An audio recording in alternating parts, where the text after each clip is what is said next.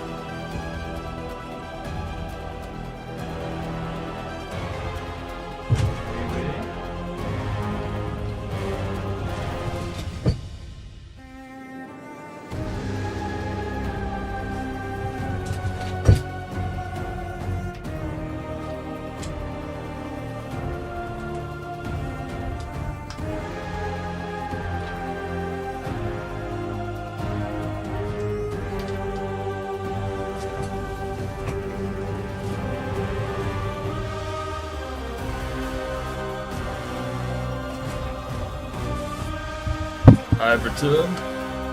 I'm here.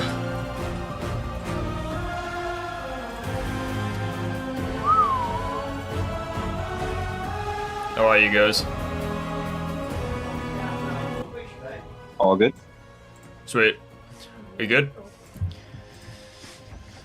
So,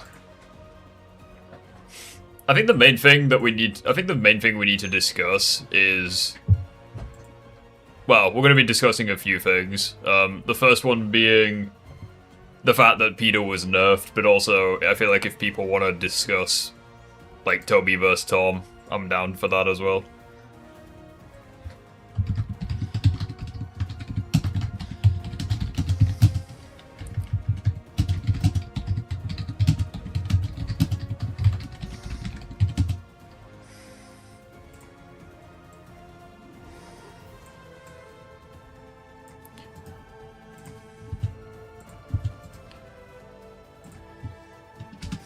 Also just pinned the comment there.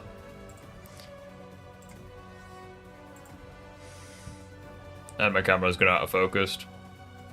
I think Spider-Man Brand New Day is like an enjoyable film, but the more you think about it, the more issues you find.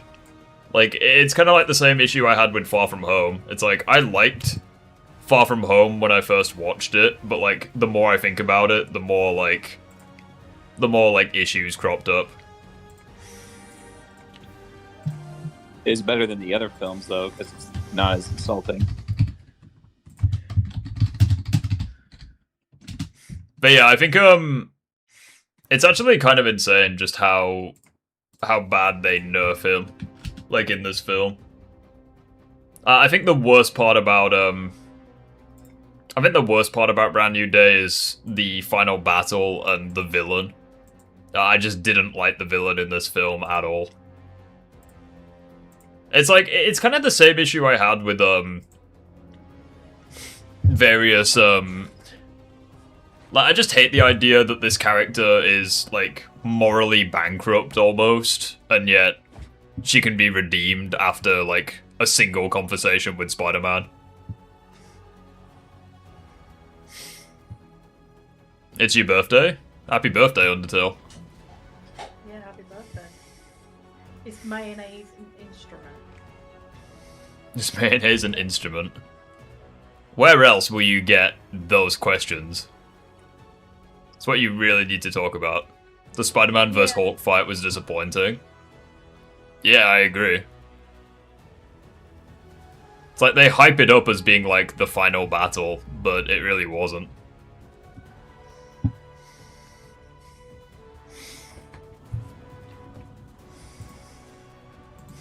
I think it's a shame as well that like they undersold Tombstone and what have you.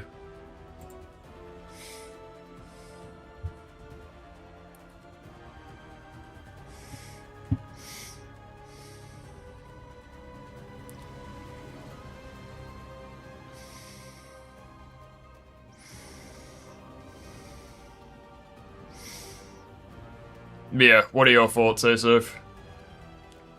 Overall, the film is a step up from the previous films, but I wouldn't say that's much of an achievement. This is a kind of level I was expecting since Civil War.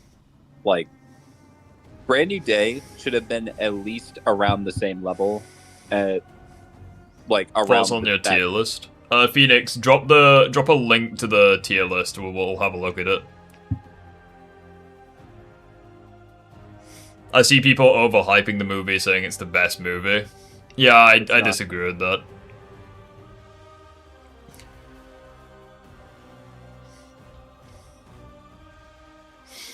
I know that humor's subjective, but there were also some jokes in this film that I just hated. Like Yelena's office being in a spa. Like, that's it. I don't know, that scene was just so weird. Also, they deal with little potatoes. Do you see any of the Thunderbolts actually fighting the Hulk? Yeah, they don't deal with the Hulk. They don't deal with Manhattan being held hostage for a second time by a supervillain.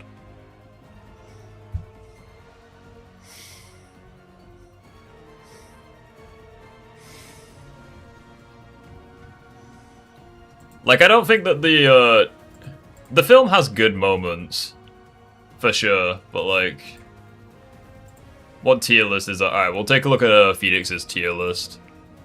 Powerscaling wise, it kind of, I wouldn't say it fully disproves what was said before, but you guys in the call will have to look at the stream to look at the tier list, but that's fine. So his tier list of the Spider-Man films, he's put TASM 2 and Far From Home in D tier. Yeah, that's fair. C tier, he's put No Way Home. Yeah, I think that's fair. It definitely relies too much on nostalgia, and it ruins a lot of the, like, returning characters. B tier, Spider-Man 3. I don't have Spider-Man 3 below Homecoming, personally. I think Agreed. Spider-Man 3 is better. Yeah, I think Homecoming being above Spider-Man 3 is kind of insulting, considering the lesson of Spider-Man 3's forgiveness, whereas in Homecoming, if you're nothing without the suit, you shouldn't have it. Having Homecoming next to Spider-Man 1, I think that's an insult, considering I think Spider-Man 1 has, like, perfect pacing, and it also has, like, one of the best villains. TASM 1 in S tier, that is a hard pass. I think that film is B tier because of all the cut content. Like, they cut some of the best scenes from that film. The Spider-Verse films, no comment. I don't... Brand New Day should honestly be in B tier as well. Having Brand New Day in S tier, again, like, it might just be recency bias, but I really did enjoy the film when I watched it in cinema. But now that I've, like, thought about it more, there are glaring issues. I wouldn't put it in S tier. Especially right next to Spider-Man 2. Like, I wouldn't compare that either. Homecoming and Spider-Man 3 are both B tier. I would be okay with that. Although I'd personally say that Spider-Man 3 could be A tier. But, I don't know, that's pushing it. But yeah, not the worst tier list in the world, there's just a few I disagree with. Homecoming in A is a stretch, I agree.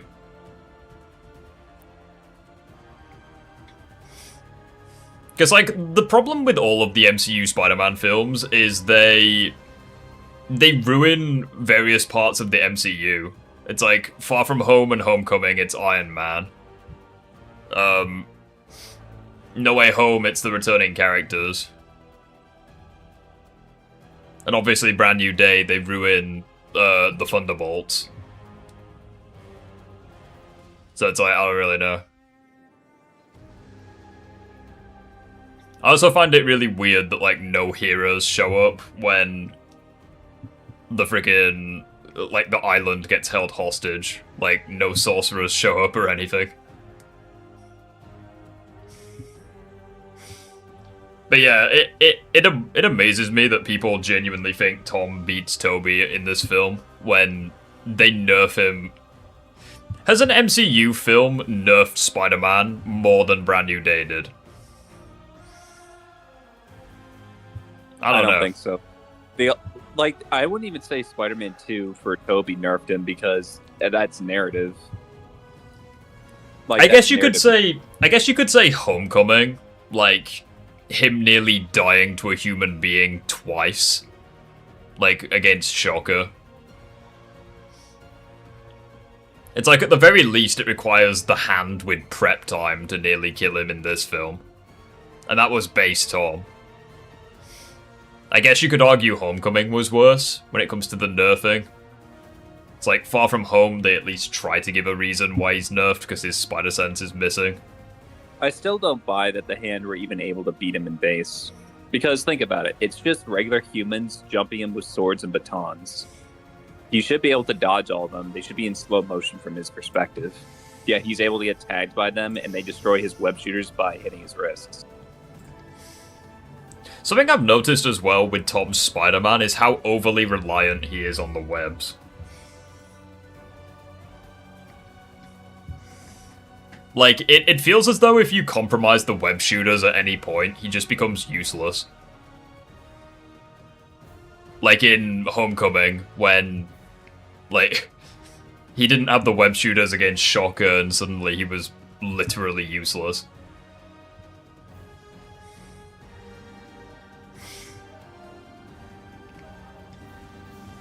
Thoughts on Hulk being controlled by a bloodlusted gene? I mean, it was Professor Hulk, so it's like, it is what it is. But that causes more issues with the Hulk, because it's like, after he breaks free from the mind control, he's still character assassinated. Because he attacks Spider-Man. Like, he attacks, like, an innocent person.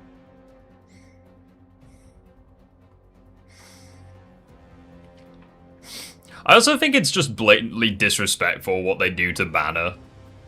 Like, after he turns back human, it's like they lock him in a psych ward, and, like, his entire, like, life is ruined. Which I think is, like, all the more baffling, because in She-Hulk, it's like she lost control of her powers and caused, like, massive damage. And they basically let her go with a warning, as long as she has the dampener attached to her. It's like, I think it's a little unfair that she gets away with that, but Banner's entire life is ruined in this film for something that wasn't his fault.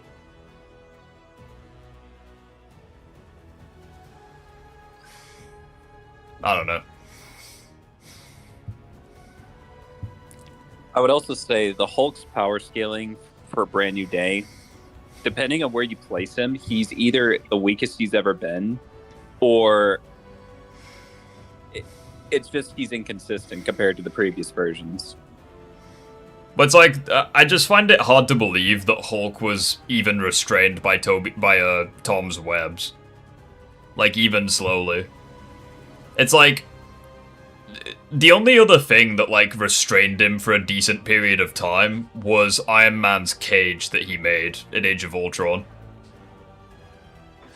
And it's like, Hulk broke out of that cage pretty quickly. I guess it sounds like Hulk was pretty inconsistent then.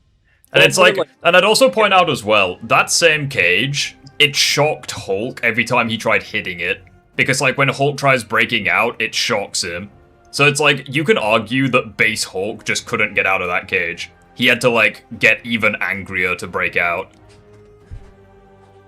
Well, from what you said yesterday, I believe, you said that even 2008 Hulk caused an avalanche of deleted scenes. Yeah, in the first Avengers, they reference Banner trying to commit suicide in the 2008 movie, and in that specific scene, he turns into the Hulk during the suicide attempt, and he causes a massive avalanche. Like, he destroys a massive, like, chunk of ice. It's like, okay, he can do that, yet he struggles to destroy part of a building in Brand New Day. Like, what's going on? I honestly don't even buy that this Hulk is somehow stronger than the one in Age of Ultron. Or even Avengers. He should have easily beaten Tom Holland. It's like, even Professor Hulk was beating him. It's like, think about his punches Professor were Hulk hurting was- him.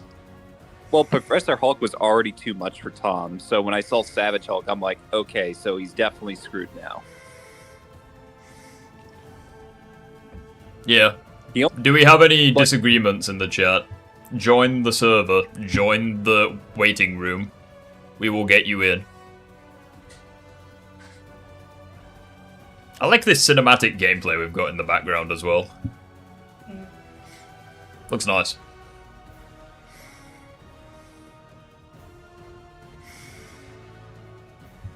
Do you think and Hulk also destroyed Iron Man. That's a good point. Would you say that this film kind of confirmed the idea that the previous scaling for Tom is debunked?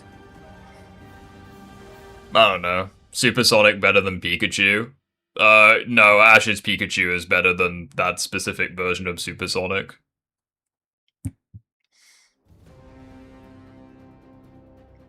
Pikachu cracked, don't even.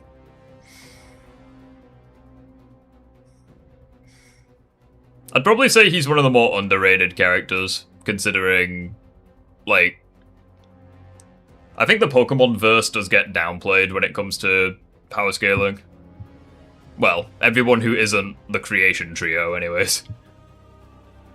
I just joined, what have I missed? We're just talking about, like, the power scaling with Brand New Day, regarding, like, the Hulk especially. I personally think Brand New Day ruined the Hulk.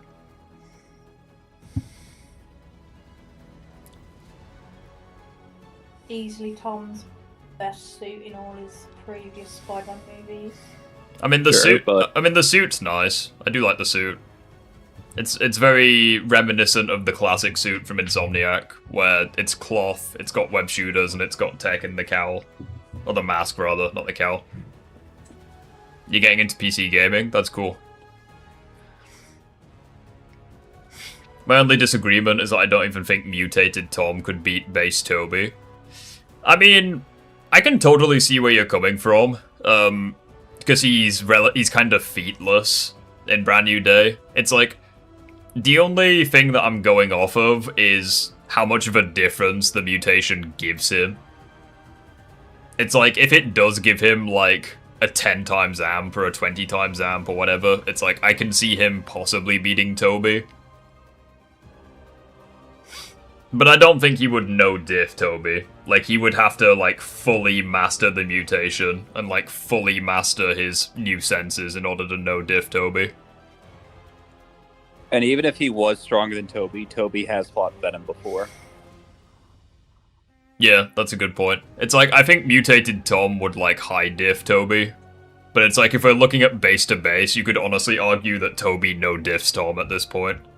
Because they just nerf his speed so much in fucking Brand New Day. Do you think Andrew beats base Tom? Andrew would also no-diff base Tom, yes. Because Andrew is debatably faster than Toby.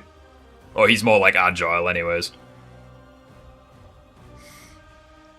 Who do you think the villain should have been in Brand New Day? The I mean- Jackal?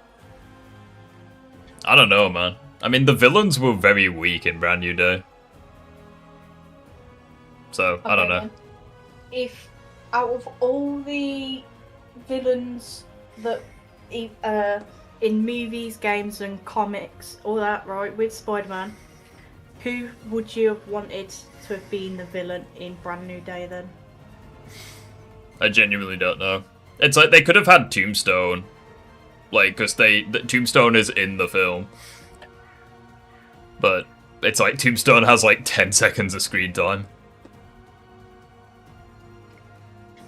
And he is like a... You know, they kind of hinted that this film would be like a back to basics, like, friendly neighborhood Spider-Man film. And the villain is not the indestructible businessman crime lord. The villain is instead the mutant who can, like, restrain the entire island of Manhattan. Like, it just seems really weird. Can you rank Sonic 06's music next time? We'll get round to that at some point, yeah.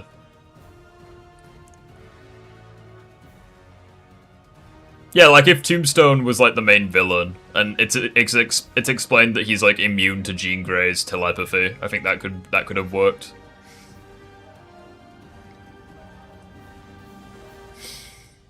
Or it might have worked better, anyways. I'm just gonna check if there's anyone in. Nope, no one's in disagreements.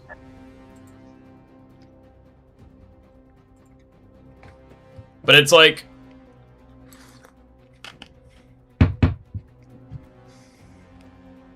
I find it so hard to believe that... Hey, Safe, I've just remembered something. Unironically, Mark III Iron Man would be faster than Tom's Spider-Man. Because Mark III Iron Man dodged a tank round, which is something that Tom failed to do with an RPG. Yeah, that is kind of pathetic. Mark III Phase 1 Iron Man is faster than Tom Holland's Spider-Man. That's actually embarrassing. That's when you know you messed up. And Phase 1 Iron Man can, like, barely move. Like, he is a slow boy. Would you even say he's worse than Captain America and Winter Soldier? Because he actually blocks a grenade launcher point blank. I mean, obviously Cap couldn't, like, dodge bullets, but then again, neither can Spider-Man in this movie. But it's like, even Cap in Winter Soldier, it's like he reacts to, like, point-blank bullets with the shield. It's ridiculous. What if Tombstone was the head of damage control, but he was undercover?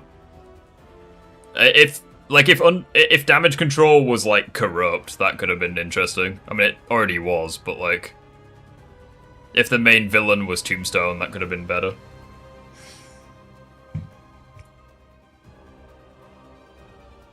I might actually do a YouTube short, just, like, showing that. Like, fucking Iron Man can dodge the tank round, yet Tom, with the spider sense, can't dodge an RPG. Like, that's actually embarrassing when you think about it. It's like, yeah, this film badly nerfed him. I genuinely don't get how people... But it's like... The thing that I've recently seen is Tom Holland fanboys have such awful arguments. Like, they either just do not understand their own character, or they have selective memories when it comes to, like, the opponents. They just make excuses for him. Like with one of the recent people I put in the Discord server, where it was like, oh, Goblin badly injured Toby. I'm like, okay. A badly injured Toby beat Goblin. It's like, what's your point? Also, acting as if Tom, wasn't badly injured by Goblin as well. When he had, like, armored Stark tech. I hate this mindset that they say, oh, Tom does, but, like, Toby gets injured. Yeah, he has less shit in advantages than Tom, yet he still does better. I think the most annoying one was the recent one as well, where some guy unironically argued, he said, oh, I like how you're highlighting, like, he basically implied that beating Dr. Octopus is, like, not impressive at all for Spider-Man. It's like, this is the same guy who tore apart the Iron Spider suit, and, like, he, like, winded Tom even through the Iron Spider. It's like, yeah, beating him is pretty impressive, because, like, fucking bullets bounce off that suit. It's like, that same suit took hits from, like... Assuming that it scales to other Iron Man suits, it's like, it should be capable of surviving hits from tanks, other Iron Man suits, possibly even the Hulk, maybe even Thor's hammer, and yet Doc Ock still tore it apart. Like, I would consider that pretty impressive, personally. Yeah. But it's just annoying, because it feels like I've done more research into Tom Holland's Spider-Man than the Tom Holland fanboys, which is weird. That shouldn't be the case. I feel like people saying that he's country level, and I don't know why. He's country level, meanwhile, like, he got folded by the guy who gave him the country level scaling originally. That being the Hulk. Yeah, now we know why Tom got nerfed. Iron Spider suit could block bullets, therefore he didn't need to dodge them. It's canon. I mean, I understand that that's a joke, but Far From Home kind of debunks that. Because he dodges bullets when he didn't have the Iron Spider. I was just reading the comments. Yeah, I know he's probably joking, but like... I don't know, man. It's just... I like how there's 3 Spider-Men in this gameplay, I've just noticed. It's like there's Toby, Tom, and Andrew. We should get this mod. This looks cool. Yeah.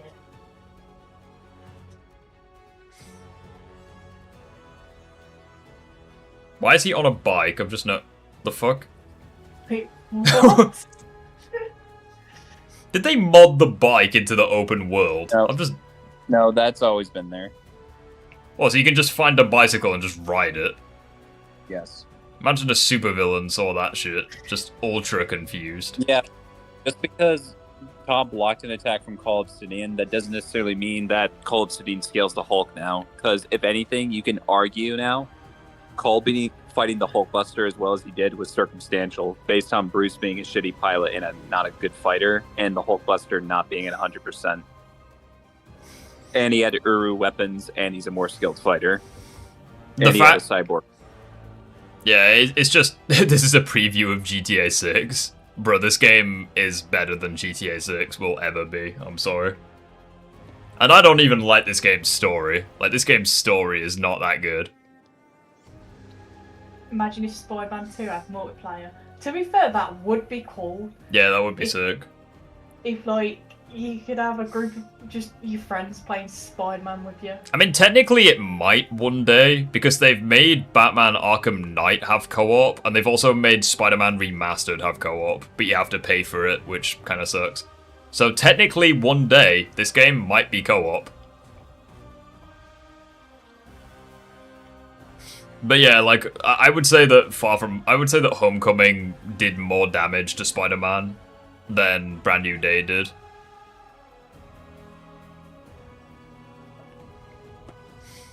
Like, if I had to, like, Asafe, how would you rank, like, Tom Holland's Spider-Man in strength based on his, like, based on his films? Like, each film, rank them, like, least to most powerful. Most powerful, I would say it's Infinity War. Well, not even Infinity War. That's kind of... Well, yeah, I'm going to say Infinity War is the strongest version, if we were to just go based off feats. Second one, Endgame. Third one, maybe Civil War. Fourth one, I would say... No, wait. I'll change that. So, Infinity War, Endgame, No Way Home, Civil War, Far From Home, maybe? And then Homecoming? I don't know. But it's something in that order. And if you put Brand New Day, he's below his Civil War self. For me, I would say Infinity War, he's the strongest, even though he has moments of incompetency. Endgame, second strongest. I'd probably say No Way Home is then third, because he still has really good speed feats in that film. Like dodging Electro's attacks and stuff. Civil War, then? Then I'd probably say Far From Home, because, like, when he's, like, even though he's shit for, like, most of the film, it's like, at the end, I think he does surpass his Civil War self. Then I'd say... See, again, it's like, I'd probably say Brand New Day next because of his mutation. Like, with his mutation, do I think he can fold Captain America? Yes. Like, Civil War Cap, I think he could fold with the mutation. If it's anything like Scorpion. Then I would say Civil War, and then I'd say Homecoming. Like, that's kind of where I'm at for it. But even then, I just simply ask this question. Would you say that he's weaker most of the time versus stronger? Yeah, I would say he gets a lot weaker.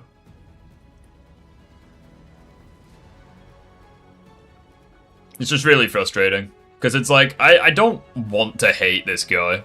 Like, I want good Spider-Man media. But it's very difficult to take it seriously. Well, what makes it worse is that you can argue he's in the MCU for 5 films, and when it reaches No Way Home, you can argue that movie 1 Toby and movie 1 Andrew are possibly even better than him still. And they don't even have that much experience in those films. And it's like, even like Tobey's Spider-Man, who many people thought were like... Many people said that he was like the slowest Spider-Man. It's like, you can even argue that like, first movie Tobey is faster than Brand New Day Tom. Because in the chase with Dennis Carradine, it's like, he blatantly dodges gunfire at like point blank range. Same thing with Andrew, when the cop's shooting at him. I just don't know why Tom can't do that. It's frustrating. He can't even make the excuse of inexperience right now, because he has 7 years of experience by Brand New Day. Maybe 8, if you round it. Yeah. It's frustrating, because, like, I want him to be good, but... And this is a question for you. Do you think the PS4 version of Peter, before he gets the advanced suit, is he above or below Tom? Like in Brand New Day? I mean, in terms of speed, he's above. I mean, he dodges gunfire in Fisk Tower. He dodges Electro's blasts, I'm assuming, in, like, the flashback tapes. Yes, he does. Like, yeah, I'd say that he's much faster. He's also fought Rhino before. Yeah. And actually won, even if it did put him, like he had to recover for weeks.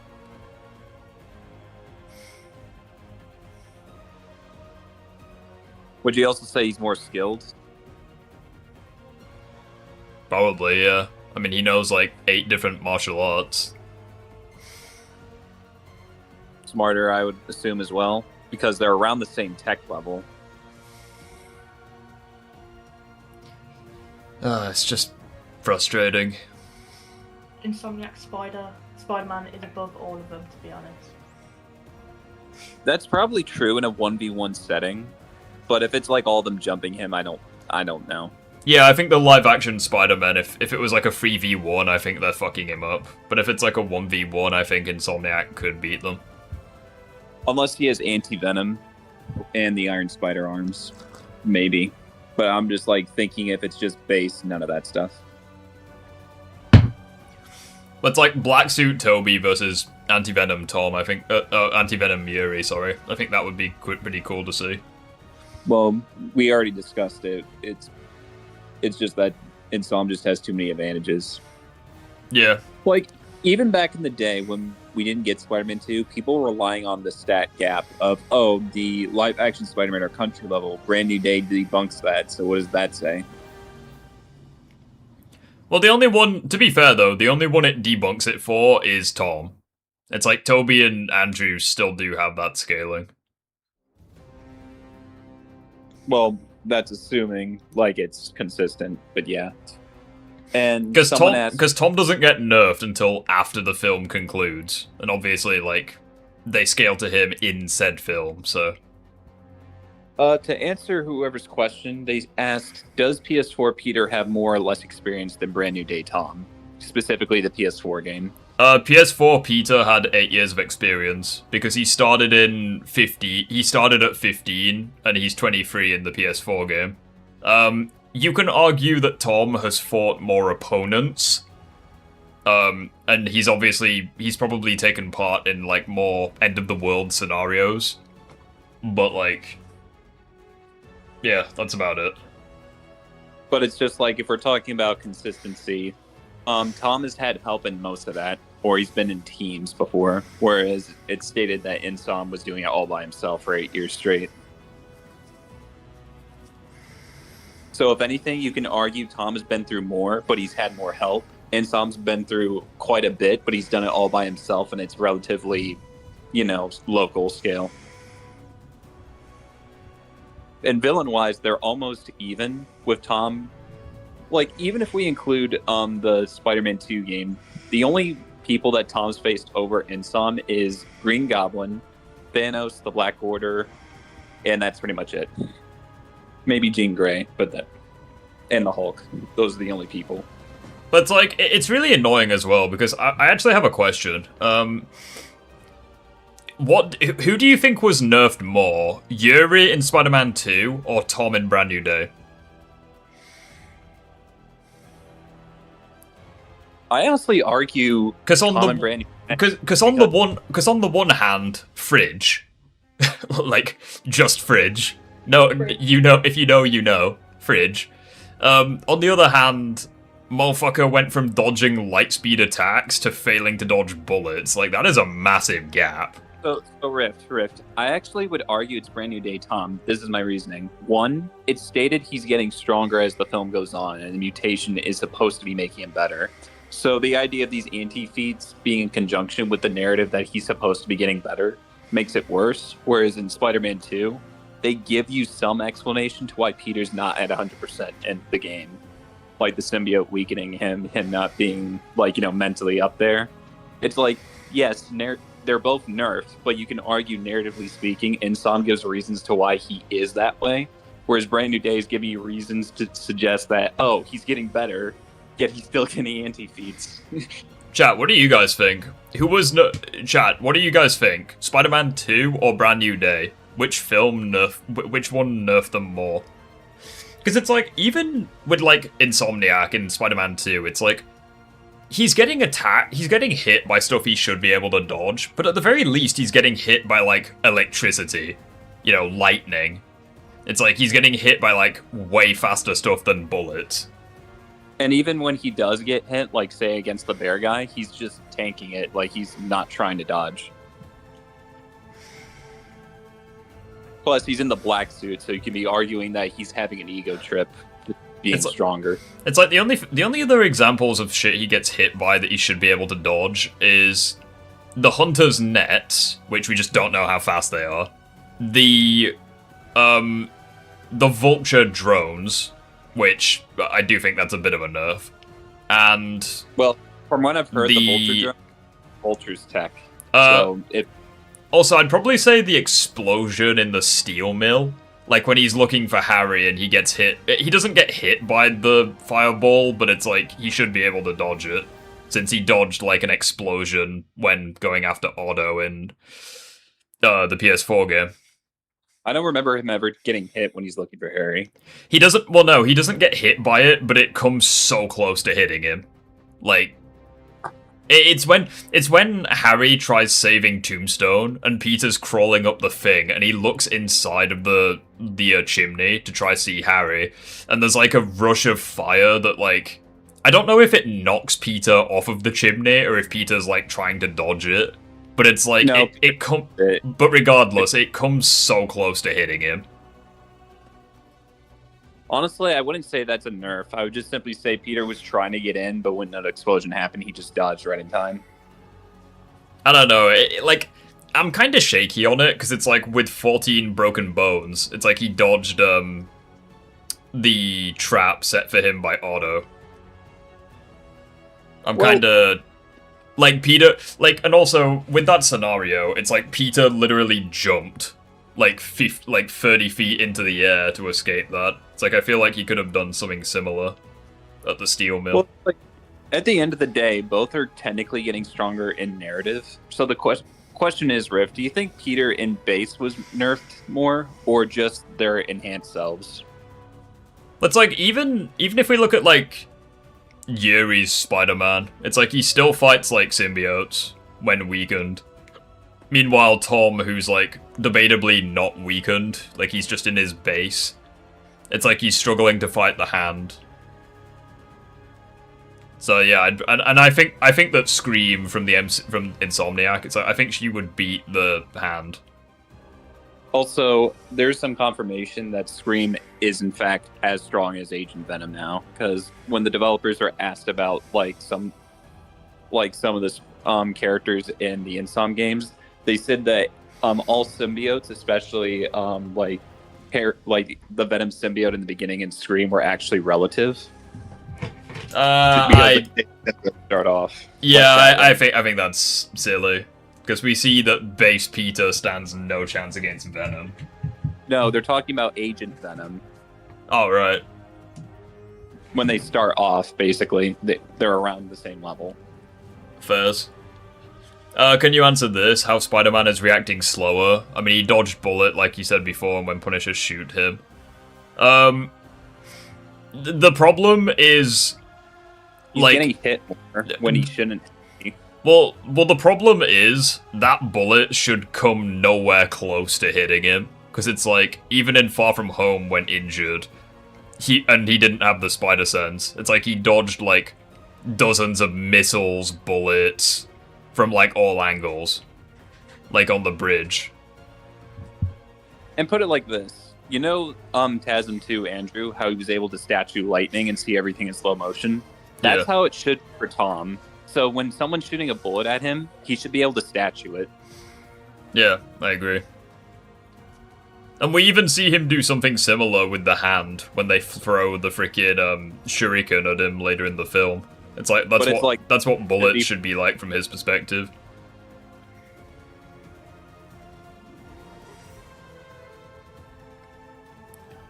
There's also the roller coaster if we count that.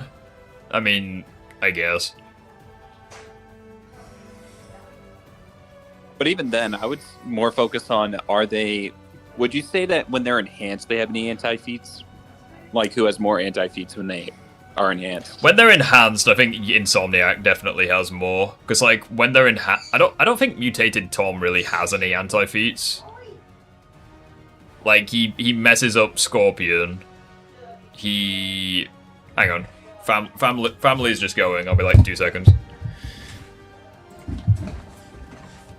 Spider-Man 2, Peter and Miles versus all the live-action Spider-Man. In all honesty, you can argue the Insom team win, because even though it's a 2v3, it's just a matter of, okay, the heavy hitters is definitely Tom and Toby, and I think Miles can take Tom, and I can think Tom and Insom can take Toby. And as for Andrew, he would help the other two, but I feel like he would be more so trying to catch up than actually, dealing some damage. Plus, if you give them all their stuff, like symbiote, like gear, all that, the Insom cat just has too much.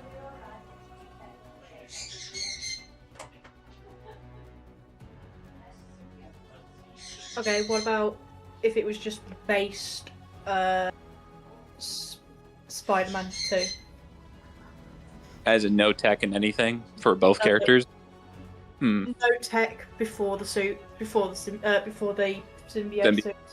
I would say that Miles would definitely be the most powerful on paper. I do think, me and Riff debate this a lot, but I do think Peter can still beat Miles in the Insom, but he would have to account for the bioelectricity. But if it's against Toby and Andrew and Tom, I don't know how they're going to counter Miles' abilities. Because everyone's fought Electro, I know that, but it's more of a case that you have Spider-Man powers plus Electro powers. I mean, in theory, Tom should be able to counter it because of the Iron Spider, but we see Electro's... like, no gear for either side. Well, I was gonna say that, like, even, like, Electro, like, he can still damage Peter through the integrated suit, so...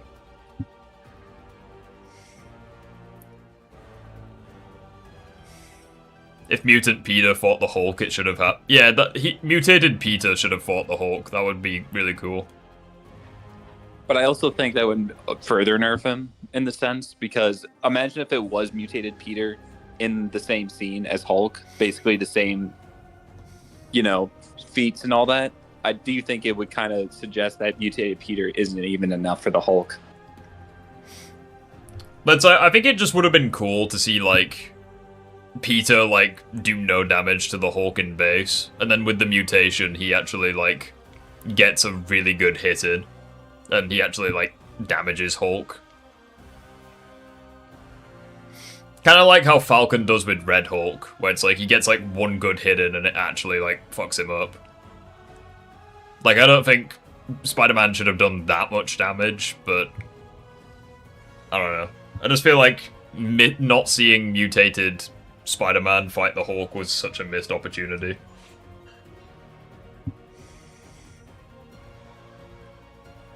And at the end of the day, that would have helped make the Hulk look more badass. It's like people were so hyped that Savage Hulk was returning. It's like having him like bully mutated Spider-Man.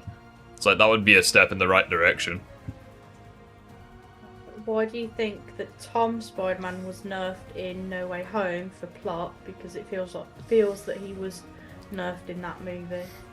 I mean, like, yeah, you could, like, if you're comparing, like, it's like, I don't have an issue with, like, Tom and Andrew, like, being around his level. Like, for example, when Toby stops him at the end of the film.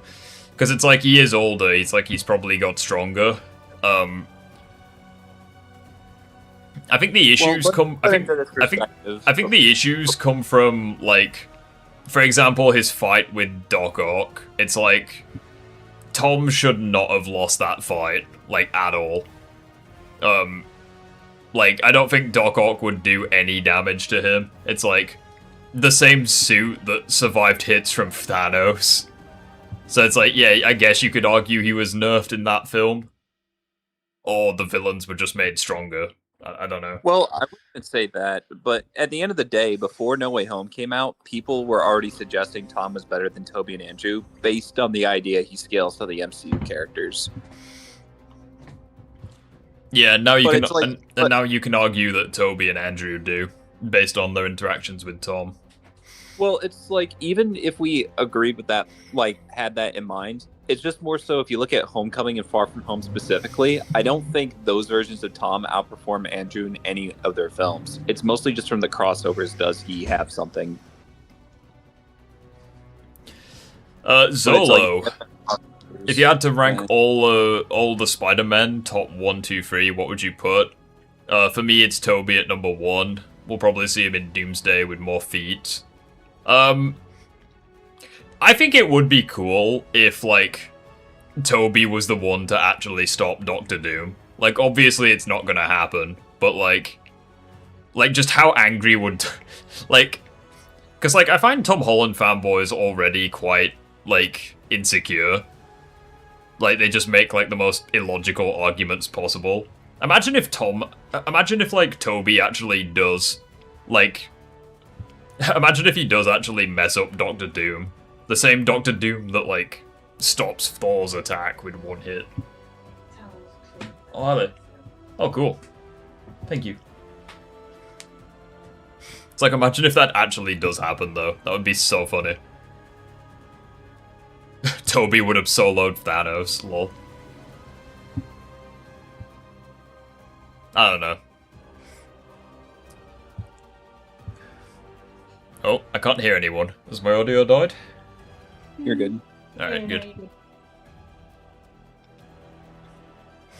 In fact, the organic webbing is an indication of mutation. Shows how powerful Toby has always been, considering he's had organic webs from the beginning. I mean, that's true, but they were also bitten by 2 different spiders, so they could have just gotten, like, different abilities. Because we don't know what spider bit Tom. Like, it's never shown to us. But I see what point you're trying to make.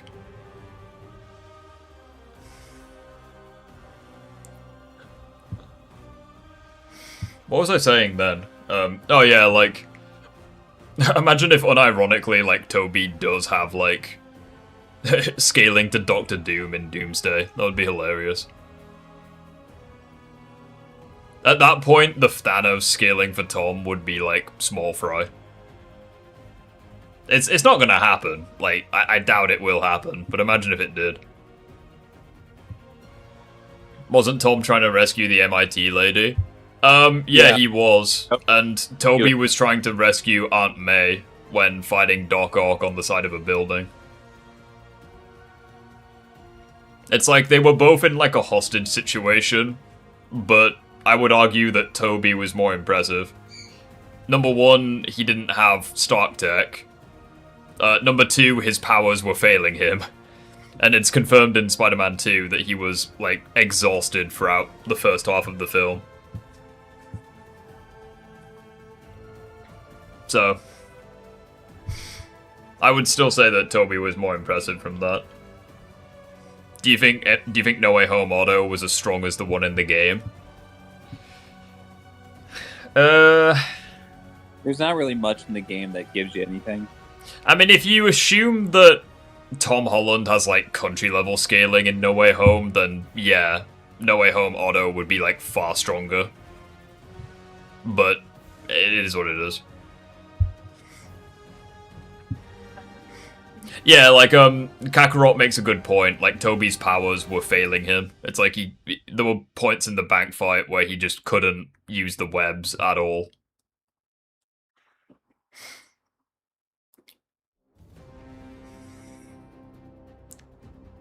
Yeah, and in the novel it says he checked for broken ribs. Oh, I don't think I've seen that scan. If you have that scan, can you like send me it in Discord? It's from Christ's video, but essentially because Peter was getting so weak during the fight, you remember when he fell after Otto hit him with the coins? Yeah. His rib cage hit the desk, and he was checking if he broke any ribs because that's how weak he was. Damn, that's crazy. I'm pretty sure Toby will fight against an entire X-Men team in Doomsday. I don't know anything about that, so I can neither confirm nor deny that. I'm honestly not going to assume anything until there's leaks, because we have no leaks of Toby. We only know he's in Doomsday. We don't know what he does in Doomsday. Again, imagine if he beats Doctor Doom. Like, I don't know, man. Like, I really, for old time's sake, I do want Toby to do, like, something really special in, like, his final role as Spider-Man, you know? Like, I don't want him to go out with a whisper. I want him to go out with a bang. Well, he should. From what people are saying, his universe is destroyed, so I would want him to go all out. It's like, even if, like, Toby and Andrew, like, 2v1'd Doctor Doom, it's like, I still think that would be, like, really impressive.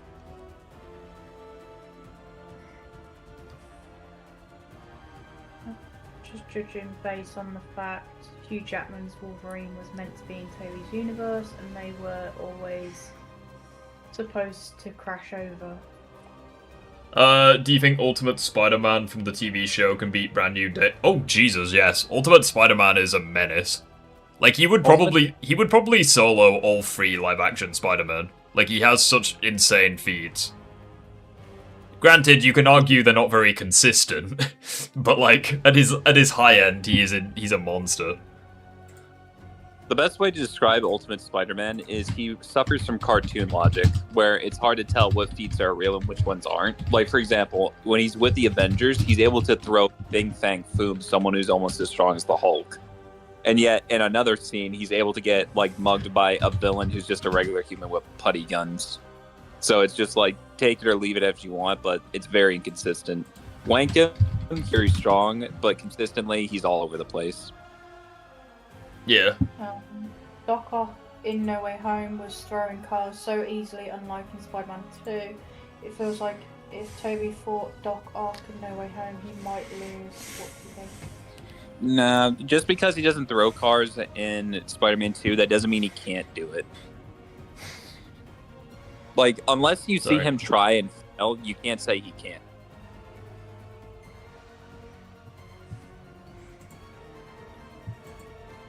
No shit. What was I gonna say? Hey Ethan, how you doing, buddy? I'm just gonna get a tissue real quick. I need to blow my nose.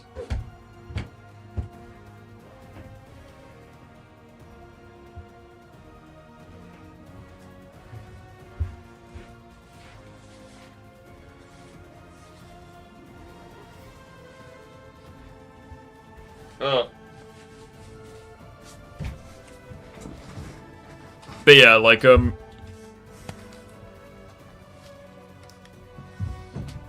fairly certain, unironically, you can scale Spider-Man to, like, Galactus in that show. There's probably some way of doing it. The max he gets is the Grandmaster. Or the Collector. That's it. But even then, it's just more of him holding his staff and whacking him with it. I mean, unironically, you could argue he's, like, universal level. Which is stupid, but... Yeah. Again, he's Cartoon Logic's version of Spider-Man. I don't try to take that that version of Spider-Man seriously unless we're using the comic version. I mean, unironically, you can genuinely argue that Ultimate Spider-Man from the show is, like, the strongest Spider-Man ever, but that kind of depends on if you take statements literally. But again, it's just, I don't believe it. Because if At the end of the because if you take a look at statements, it was stated that Wolf Spider in that show he was amped by literally every single Spider-Man ever, and Ultimate still was able to, like, I think he could. I don't think he beat Wolf Spider, but I think he, like, could trade blows with him.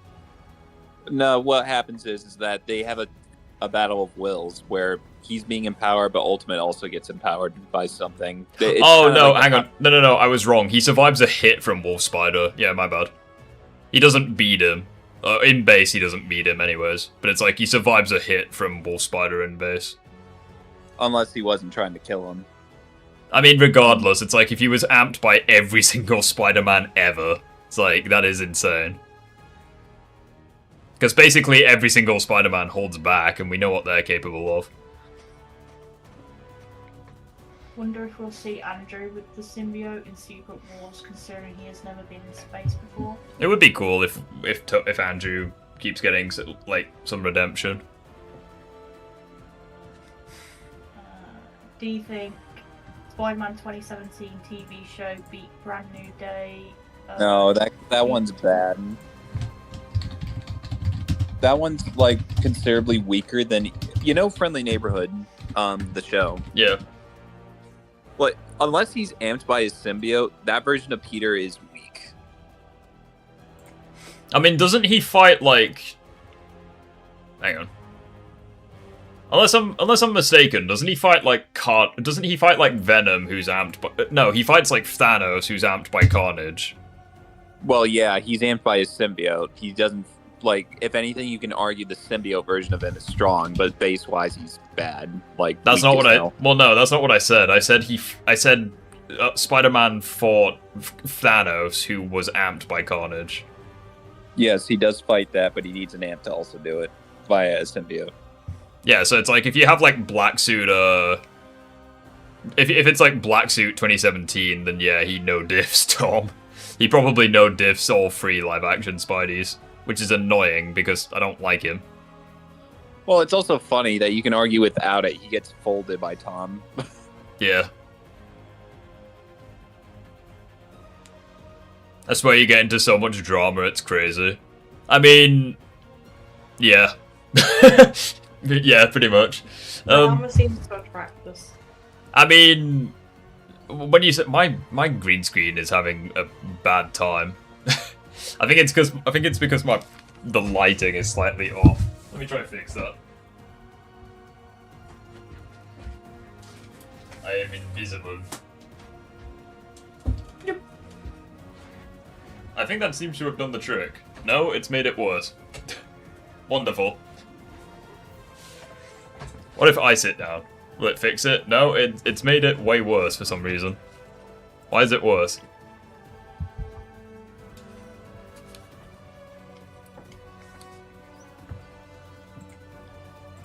I mean, it is what it is. It's like, the only, like, drama I really get into is when people get offended for me reacting to shit.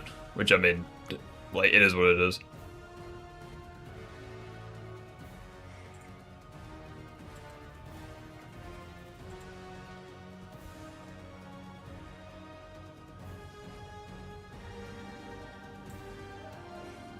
That's better. My chair is a bit flickery, but it's fine. They could have introduced Black Cat in this film. For one moment, like during the elevator scene, not the elevator scene, during the intro montage, I genuinely thought they were going to introduce Gwen Stacy or like Black Cat. And in retrospect, that was quite stupid of me. But like, also, can I just ask, Asa, if you know the girl who Peter does meet, like in the apartment? Yes. Was that Jean Grey, or was that someone completely different? Someone completely different. If it was Jean, then it would... he would have mentioned it before, but no, it wasn't Jean. Okay, so it's just a random girl who had 2 scenes and then was forgotten about. Wonderful. fantastic. It could very well be Gwen Stacy or Black Cat, but the movie forgot about them, so I will too. We will never know if they're not that important. They forgot about that character like Brand New Day forgot about Spider-Man's power scaling. I think if they were going to be important, they would have, had them in pretty much all the scenes, if not most of the scenes. That is true. Palpatine impression right there. I know, right? Important. If you forgot something, then it wasn't important. I know, right? POV, they forget to power scale Spider-Man.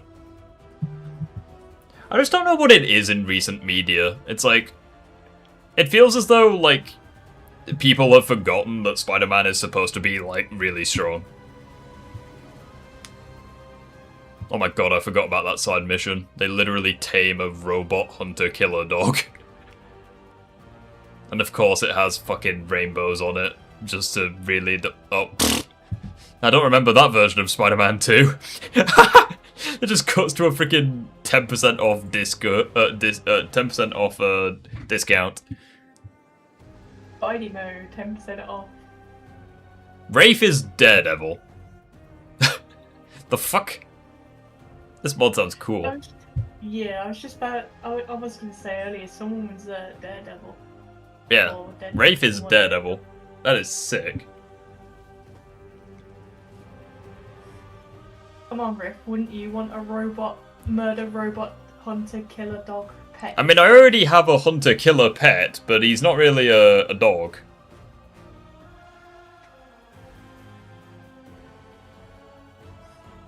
He is a different kind of special. It's the proper...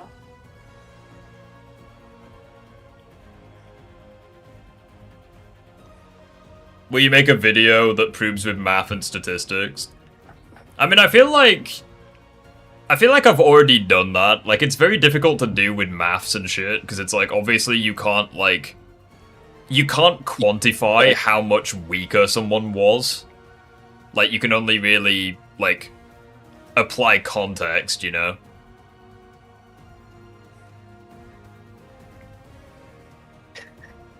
Oh, this is hilarious, Riff. I just thought of this for Brand New Day. So MJ reading the letter that Peter left her didn't make her remember who Peter was. Yet one handshake from Ned remembers. Well, yeah, it's because bros before hoes. I literally saw a post on Instagram today where it was literally just like, POV proof bros before hoes. It just shows the freaking clip from Brand New Day where they do the freaking, like, the cool ass handshake. I actually liked that moment, not gonna lie. That was quite an emotional moment. Well, I'm not sure, It's just a random ass handshake between two bros. It just feels so real. I know, I'm not sure which, movie it's from, but I have recently seen a clip of Tom Holland going into a deli place, ordering a sandwich, and the guy that owns the deli speaks in Italian, and then Tom Holland turns around and like goes, "Oh, how's your daughter?" in Italian. Yeah. Fair certain that was Spanish, was it? Or Spanish, I'm not too sure. Yeah. I just know that How's your daughter? Yeah. It was a clip I saw on like TikTok, I think, or it might have been Instagram. Yeah, that was one of the more funny moments I think Tom Spider-Man's ever had. He just freaking asks in the same language, like, "How's your daughter?" Yeah, because I think they were talking about Like, you smartass. Like something to do with Aunt May. Yeah. And then it was just turned around like, "Oh yeah, how's your daughter?" That was basically Spider-Man's equivalent of Batman, like, the henchman in the Justice League show speaking a foreign language, and he was like, "You can't understand what I'm saying, and I wouldn't talk even if you could understand me." And then Batman, without missing a beat, he says, "I do understand, and you will tell me," like, in the foreign language. That was basically Spider-Man's equivalent. It's like, oh, you want to make sex joke about my aunt? I'm going to make sex joke about your daughter. It feels like power scaling would be more accurate if you included maths and shit. Well, you can do maths and stuff, because, like, there are, like, certain amounts of, like, a certain amount of energy needed to destroy a city, for instance. Like, it's between, like, 1 and 100 megatons. It's like, that's kind of as close as you can get, because it's like, after a certain point, it's like, you know, what is the size of the city? Like, kind of, it vagues, you know? It's like, you can apply maths to it, but... And you can use maths to power scale. You absolutely can. Like, for example, if Godzilla was stated to be, like, 10 times stronger, and it's like he had, like, country level feats in, like, his first film, it's like, okay, he's 10 times above country level. How much energy is required to be country level? Okay, he's 10 times above that. Which would still probably be country level, if I'm honest, but the point still stands. It's like, you can absolutely use maths to power scale. It's just that at some point it becomes redundant, or the scaling itself just doesn't make sense. Like, for example, it'd be impossible to quantify how fast Sonic is or the Flash is, any more than it'd be unquantifiable for, say, Superman or the Hulk. That's like, you can also use, like, context to power scale. So, like, for example, if you have two heroes lifting the same weight, but one of them is doing it with one hand, and the other one is, like, shitting himself trying to lift it with two hands, obviously the guy with one hand is stronger. You know, it's like, you can use, like, context and stuff. Riff, do you know what the post-credit scene means?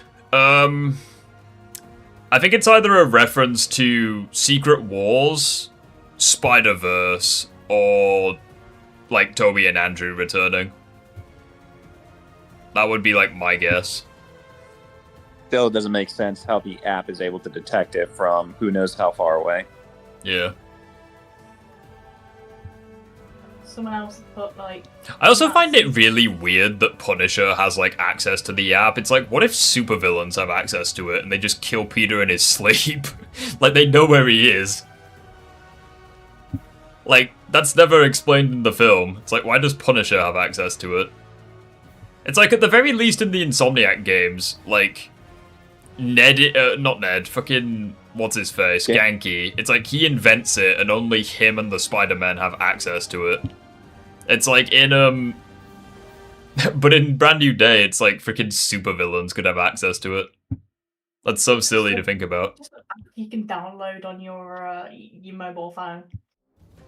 Does the Spider app leak Peter's house? I mean, yeah, if he's Spider-Man inside his house, it's like, yeah, it'll leak his location. So it's like, it could very well... Bro, have you ever had your salad tossed? The fuck has that got to do with anything? Danny, sir? You have the sad face mustache. Like, what relevance does that have to have anything? Oh, and he's from LA. Don't forget that. Los Angeles. I mean, Los Angeles is pretty peak. That's where the Lucifer show was. And Lucifer is pretty peak. Yeah, I will say that is a good show. Lucifer is basically just what if the Mentalist had superpowers. Like the premise behind Lucifer and the Mentalist are like almost identical. But Lucifer is like Lucifer, so. Where you at? I'm in space. I don't know where Ace, Safe, and Rift are. I'm at my wit's end. Today I searched, what does bloodlust mean? Yeah, so it's basically the desire to kill someone. Which is why it's really annoying when, like, I had a comment where some guy said that Tom wasn't bloodlusted against Green Goblin. I'm like, are you fucking kidding me? Like... I just want to kill you myself. It's like, how is that not bloodlusted? Toby was not bloodlust against Goblin. Yeah, no, because... Nah, he was remorseful when, obviously, he died, because... When, obviously... No, bloodlust? Well, no, in the context of that, Toby didn't realize it was Norman until after the fact. I would argue he was bloodlusted, like, at the very end. Because he was, like, actually, like, being significantly more brutal. Just a heads up, the new Spider-Man movie is awesome. We've seen it, and we don't agree. It's entertaining. I think it's a decent film, but my god, does it have problems. Well, 2 people in this VC have seen it. Yeah. Like, Brand New Day has quite a lot of problems. Like, I wouldn't even say it comes close to being the best Spider-Man film. It's entertaining. Like, I enjoyed myself watching it, but the more I think about it, like, the more and more problems it has. I think it's better than Homecoming and Far From Home. Because, like, I actually like Peter in Brand New Day, but there's just so many things in Brand New Day where it's like, why? Like, this does not make sense. I don't think he was bloodlusted after because when Norman begged him to stop, he did stop. Well, yeah, but he also didn't know that Norman was the Goblin. Like, he probably just thought that he was a random, like, psychopath. So it's like, I feel like... Can you name one problem without spoilers? They nerf... not Punisher taking him to prison. Well, for starters, they nerf Spider-Man into the ground in this film. Like, he's so much weaker than he was in No Way Home.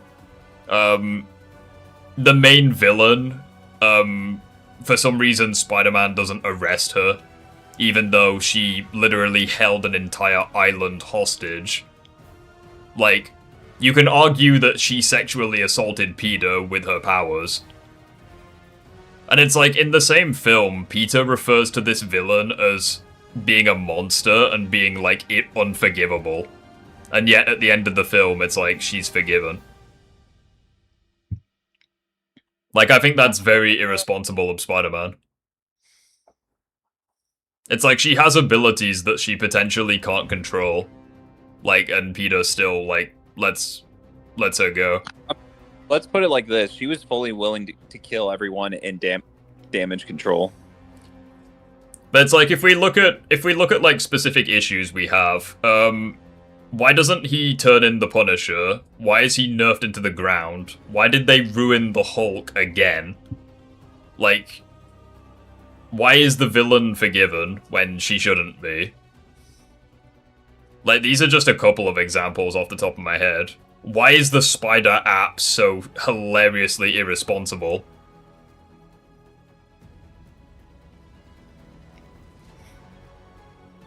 How does the Spider app even work? Like,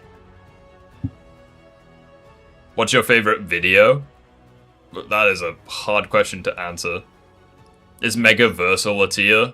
No, I think it's multiversal and then to hyperversal. Peter just wants Punisher to be his daddy like Iron Man was. Probably.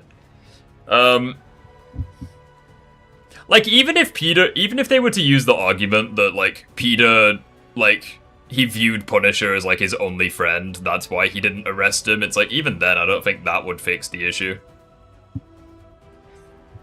If you have to make your best friend... If your only friend is a murderer, that says something more about you. He let her go because he knows how powerful she is. She's better as an ally. Right, yeah, that's why he let Vulture go in Homecoming. Oh wait, he didn't. That's why Insomniac Peter, that's why he let Doc Ock go at the end. No, he didn't. Like, I mean, let's be honest. The one thing that Insom has done that is remotely that level is letting Wraith go after the Flame mission, but... Like, I'm genuinely baffled by that argument. It's like, okay, because this character is powerful, that means that all is forgiven. No.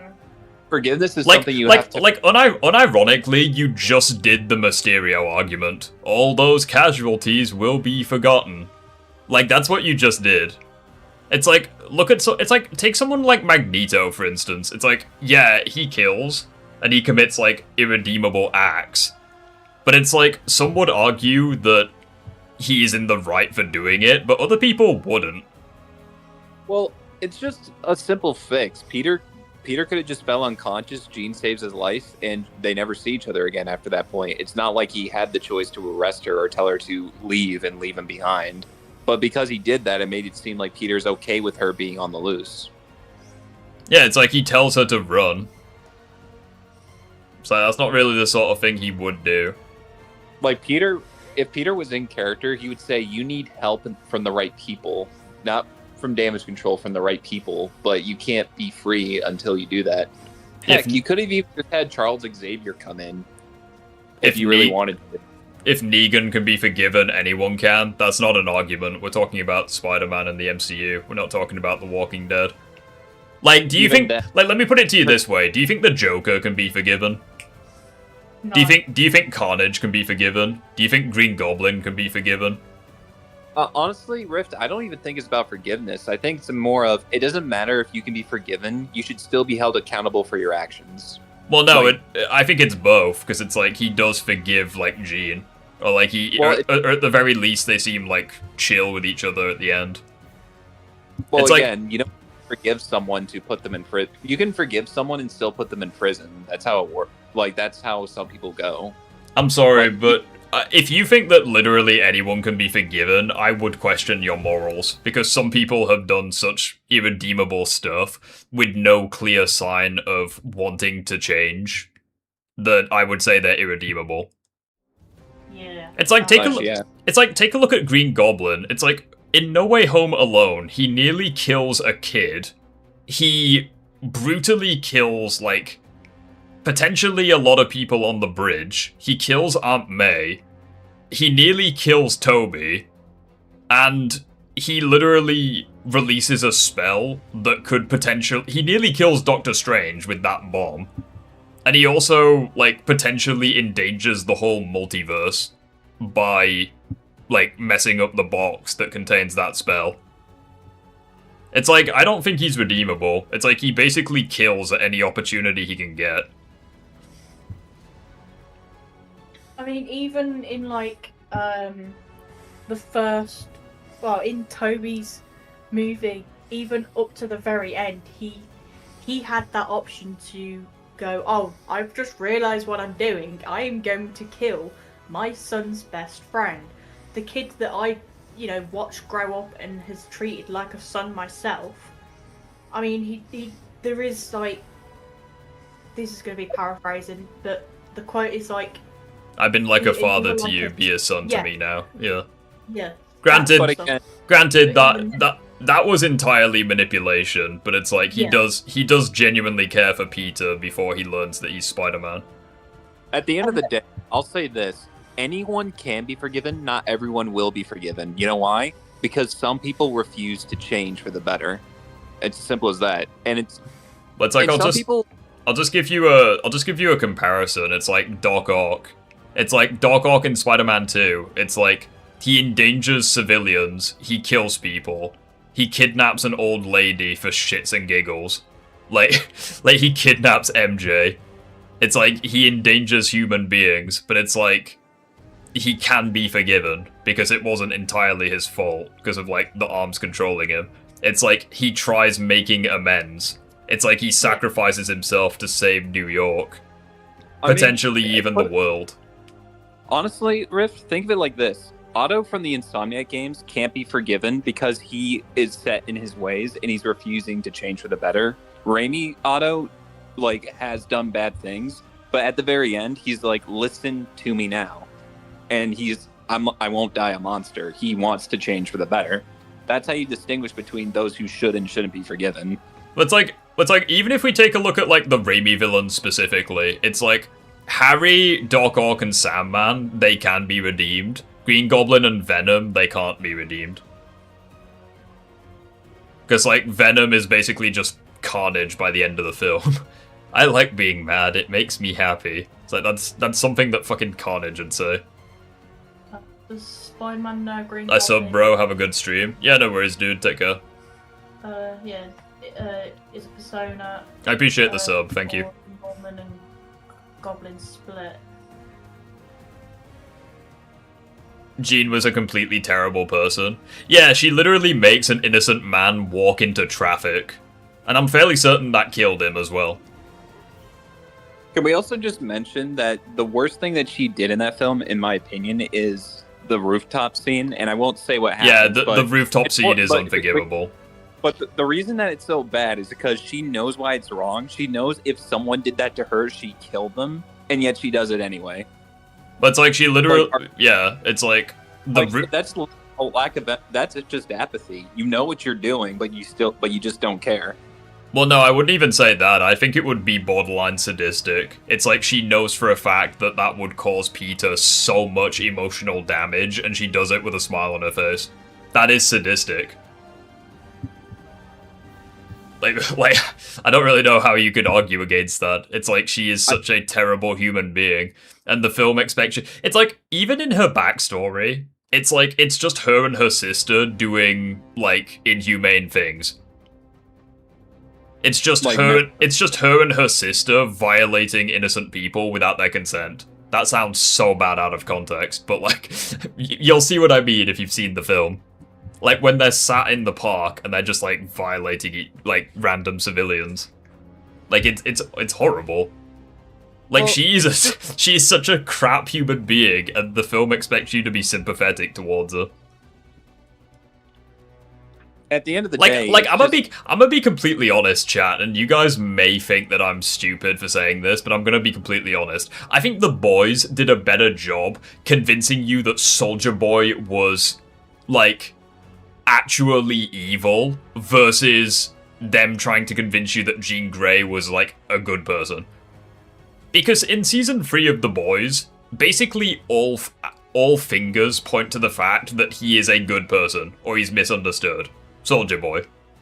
Like, Soldier Boy is actually, like, such a good person. Like, he's not perfect, obviously. Like, he's morally, like, questionable. But he's not Homeland.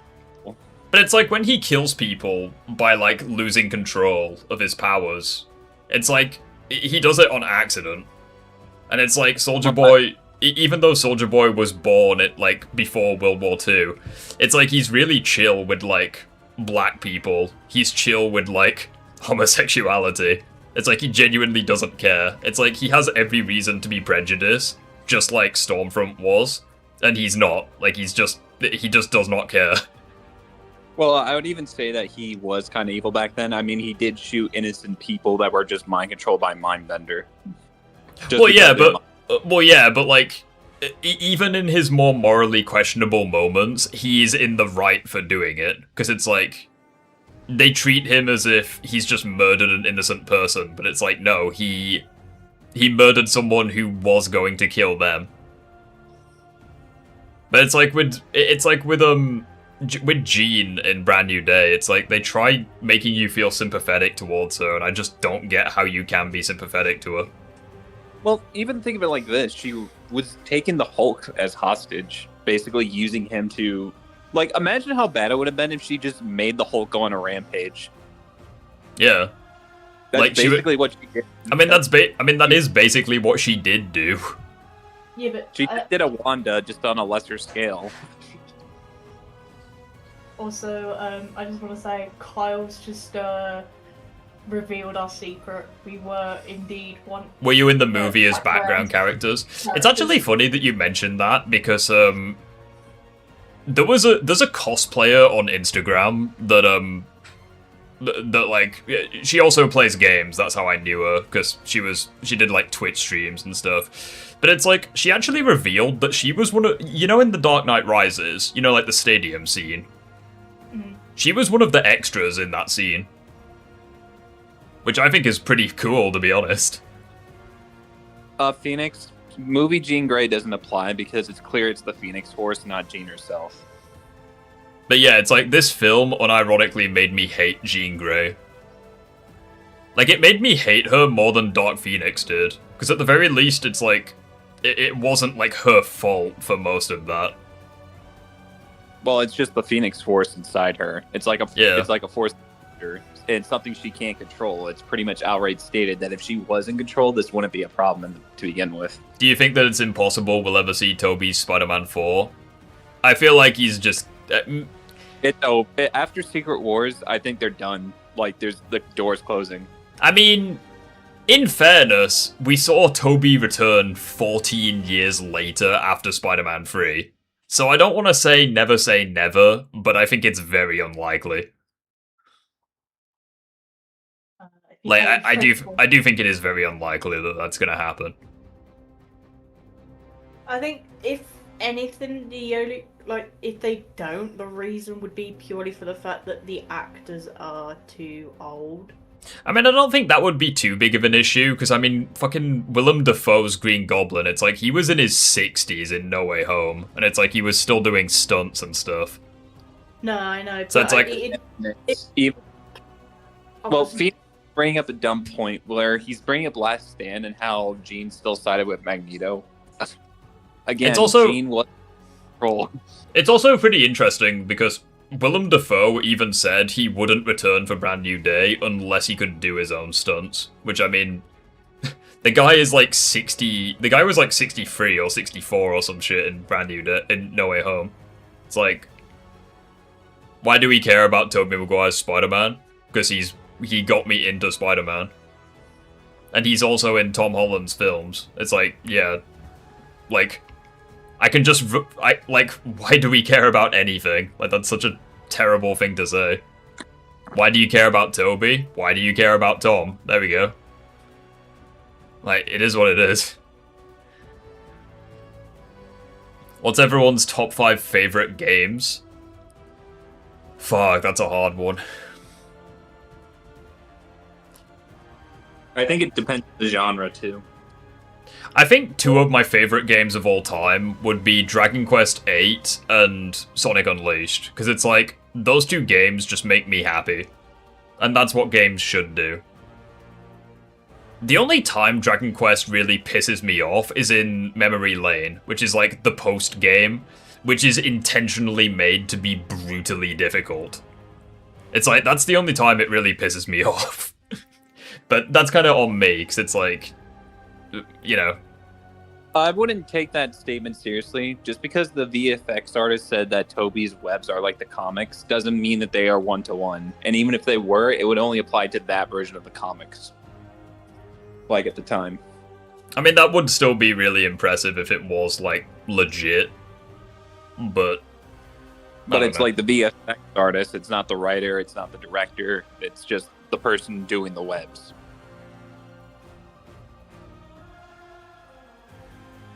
Well, that's the thing. It's like, I think that they should just stay away from telepathy in general. Because, like, they always try making telepathic characters, like, sympathetic, but they always do, like, very, very, like, messed up things. I mean, even the Jedi are telepaths, and they have problems with the mind trick. Like, you will give me your money. I will give you my money. Like, I'm not even saying that. Like, I just think that, like, they should stop making telepaths, like, especially telepathic villains, they should stop making them sympathetic, because a lot of the time they aren't. Like, I would argue that Wanda is, like, more sympathetic than Jean, because at the very least Wanda, like, she was literally experimented on by Hydra, like, as a child. So it's like, I feel like she would have, like, less of a reason to trust, like, the Avengers and stuff. But, I mean, she still does fucked up things. Like, it is what it is. Tobey is no longer the focus, and Holland has had the most opportunities at Spider-Man. They're both adaptations of Spider-Man. Like, it doesn't matter.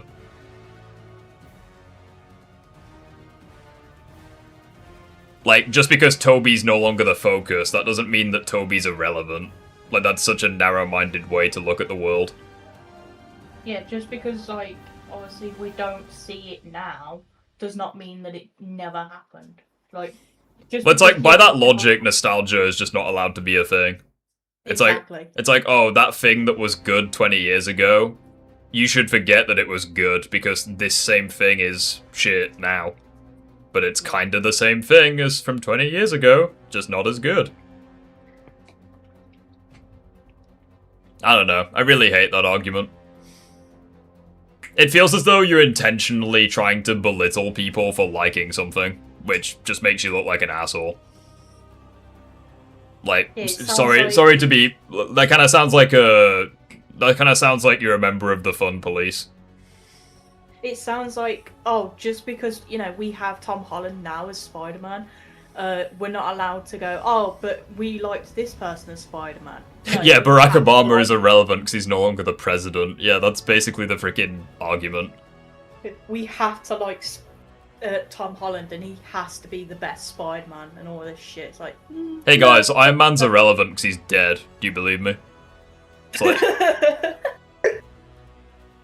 Meanwhile, Far From Home was like all about Iron Man, even though he was literally dead.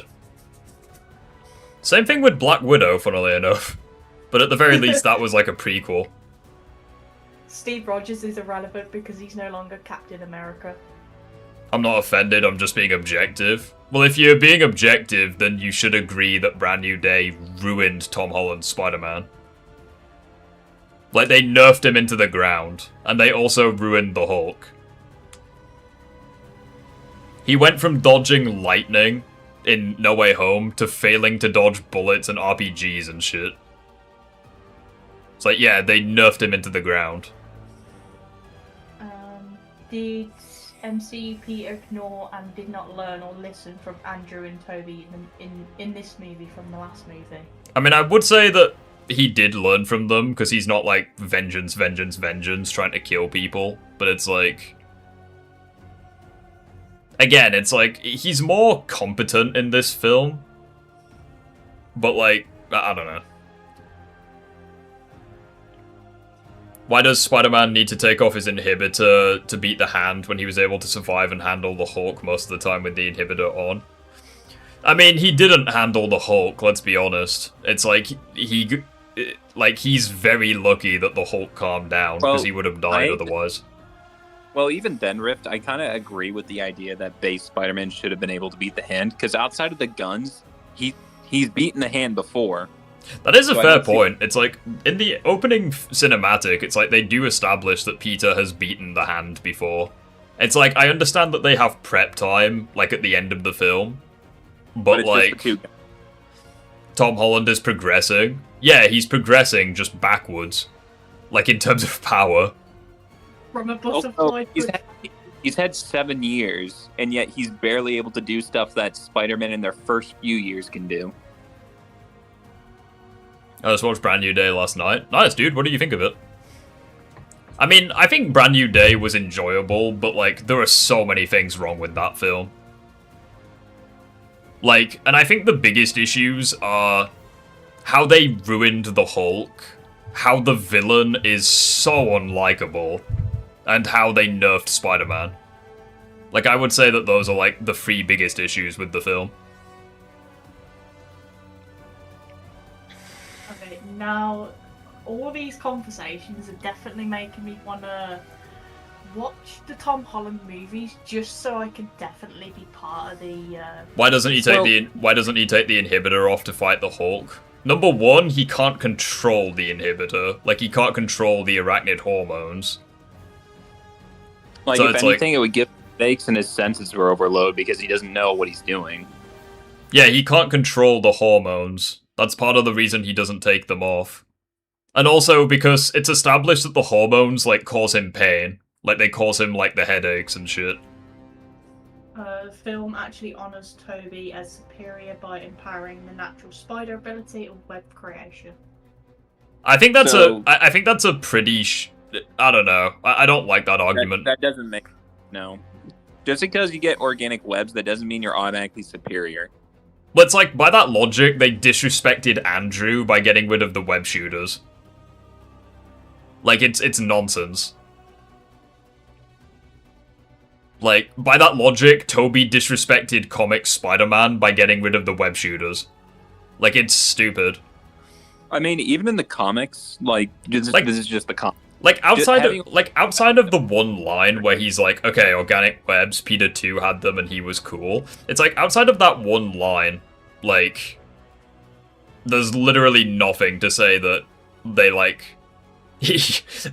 Toby's Spider-Man was mentioned literally once. Like, that's it. They forgot Andrew a second time. That's hilarious. He did become stronger. He didn't. Like, base Tom is way weaker than he was. Like, he's so much slower. Like, in terms of physical strength, he gets stronger, like, with the spider hormones. But it's like, in terms of speed, they nerfed him into the ground. Like, unironically, Phase 1 Iron Man is faster than Brand New Day Tom. Phase 1 Iron Man dodged a tank shell. Brand New Day Tom couldn't dodge an RPG that he saw coming from miles away. Like, fucking slow as shit Iron Man suits are unironically faster than Tom's Spider-Man. Because of Brand New Day. That should not be the case. So, someone asked if Tom Holland's the smartest Spider-Man. I'm gonna say there's two answers to this. If you're talking consistently through common sense, critical thinking, and decision-making, he is easily the dumbest Spider-Man. But if you're talking about tech, his ability to, like, you know, integrate, like, scrap metal into something that looks advanced, then he would be the smartest. I think that's where I play. I think Brand New Day definitely made him smarter. Like, when he was able to, when he noticed a pattern between, like, the jumps between victims. Granted, he did use tech to, like, work it out, but, like, that was really smart of Peter to, like, notice a pattern between, like, the jumps. And he learned that there was, like, a 33 feet, limit, if you like. It's like, that was really smart of him. That was probably the smartest thing he did in the film. But keep in mind, if we're talking about on the whole, he's been consistently shown to be a dumbass. Like, if we're talking about pure critical thinking skills and overall, like, reading the situation.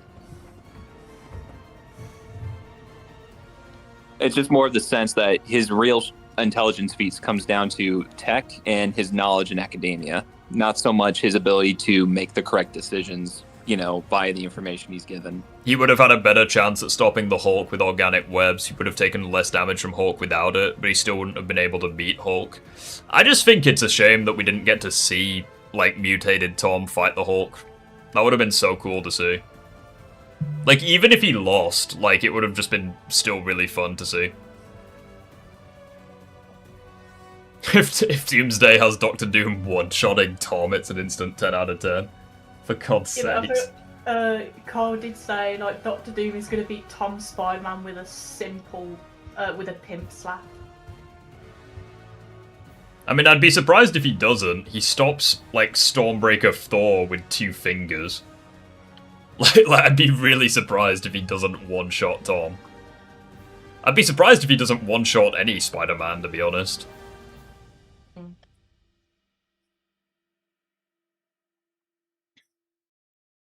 Yeah, but it's like, Jean shouldn't have been the villain, it should have been Oscorp. Well, the problem with that is Oscorp's never been established to exist in the MCU. So they would have had to, like, build up Oscorp a little better.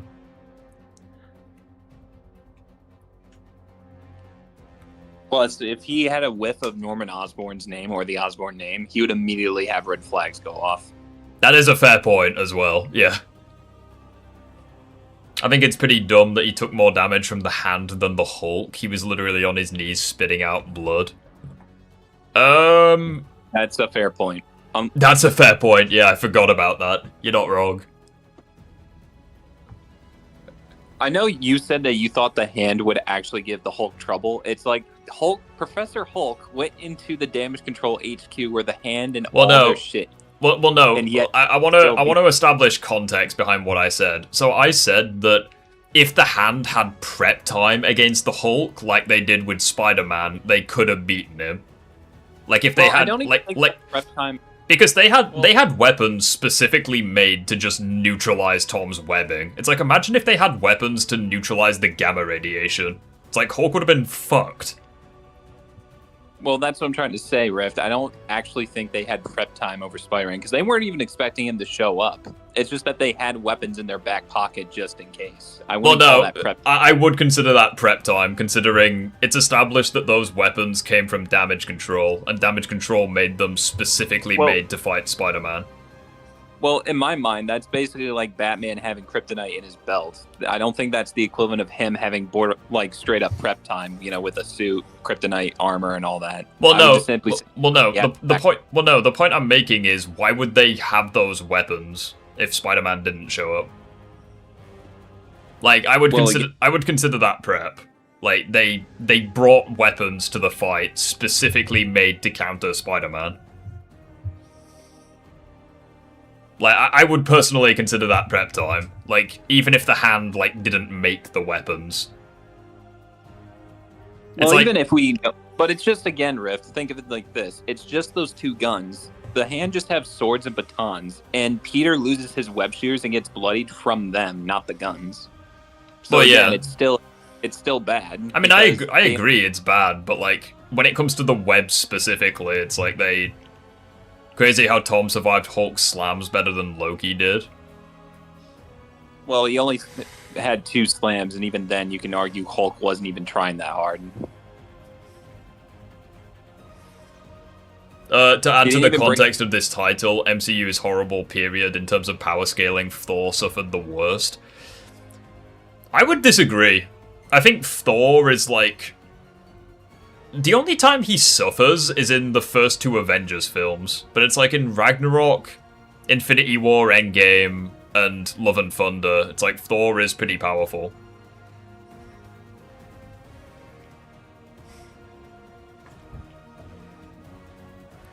The main villain should have been Tombstone. That would have been cool. Do you think Brand New Day Peter would side with Team Cap? I'd be very surprised if he didn't, because what he did at the end of the film, that was like a Captain America thing to do. Granted, he shouldn't have done it, but like, I would consider that more of like a Captain America moment than an Iron Man moment.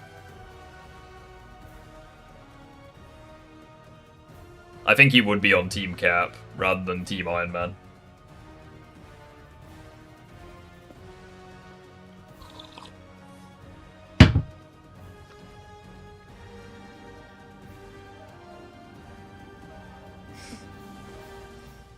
But yeah, it's like some people have said that like Peter survived his attacks better than Loki did, but I would argue that Loki is very inconsistent in terms of stats.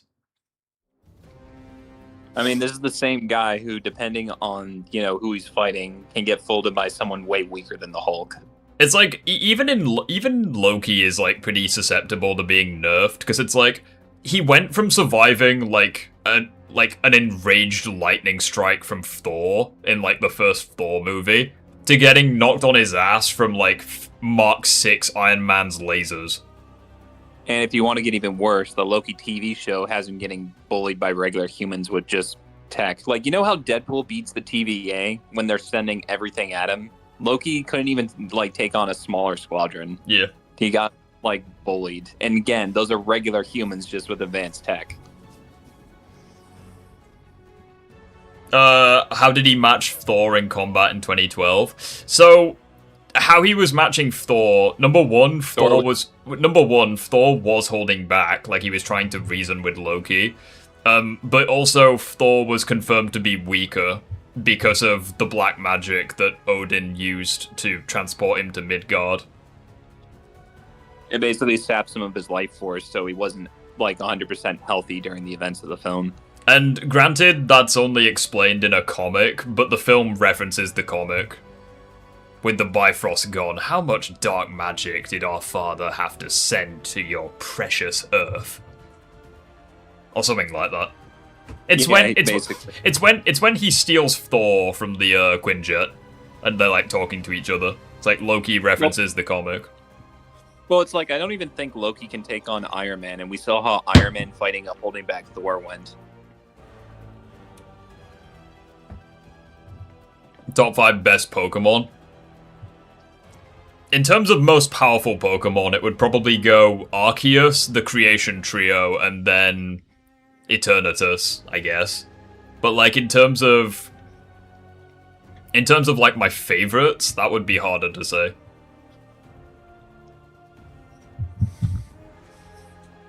I mean, it's kind of difficult to get Pokemon wrong, because like everyone knows that Arceus is just the strongest.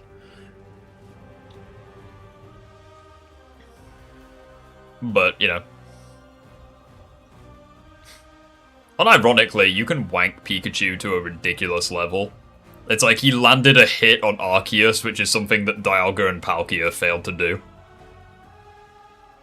I'm just saying. Like, you can get Pikachu to ridiculously high levels. What are your thoughts on Marvel failing to implement Madam Web in these films? I mean, I can't say I'm surprised. Like, they basically turned Madam Web into discount Spider-Man. Like, the only time I feel like people know of Madam Web was from the 90s show. Where she was more of like a, like, she provided the characters with, like, information and teleported them places and shit.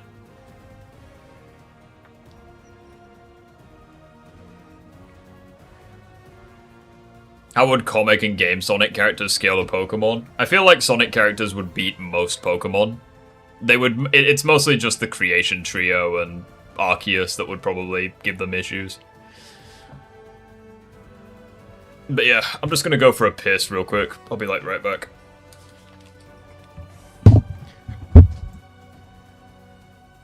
Here's a question for obviously A-Safe and everyone in chat. If I was to watch the Avengers movies and all that sort of stuff, should I watch the entire timeline, including like the one-shots or the series, things like that, or should I just watch the movies? So Jess, I would watch them in chronological release order, not like timeline order, because not every film is of the same quality. Like, if you were to do it that way, basically watch it as the fans did when they were first watching the films. Every film as they came out, you know, when they came out. All right. That's my recommendation. That way you can know, okay, this is what came out first, and then as we go on, you get to the current day. Obviously, the only one I probably might not be able to watch, well, I know for a fact I won't be able to watch, is Brand New Day. But I have found a way where I can. I do have another streaming service that I can watch the Tom Holland Spider-Man on. So it's like, do I watch every single one in order, or do I just watch movies and just focus on the movies?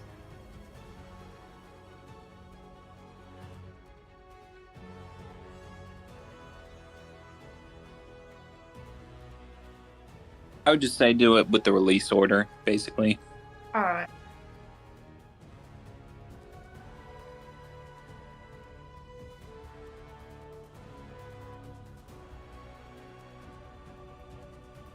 Netflix Daredevil. I'll have a look if Netflix has it.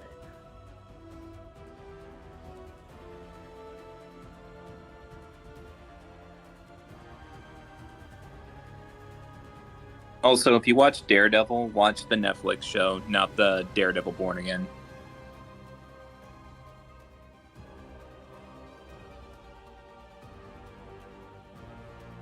Turned. I'm back. Oh, whoops, wrong one. But yeah, like, are there any points that, like, specifically to go over?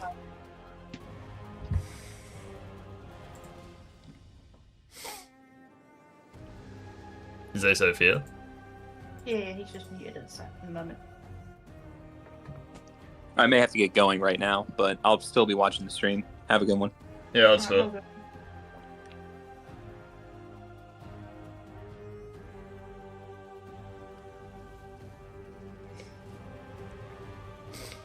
I mean, it's just really, I don't know. I just think it's really stupid just how they've nerfed him so much. Like, it's actually so funny to think about it that, like, Phase 1 Iron Man is faster than Brand New Day Spider-Man. That's so weird. What are your thoughts on a rewatch?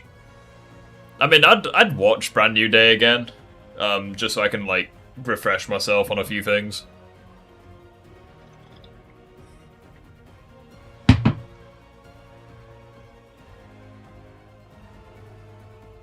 And, like, it has its... Like, I think Brand New Day has, like... Pulled Up Boys Season 5 treatment, I know, right? They just nerfed them into the ground.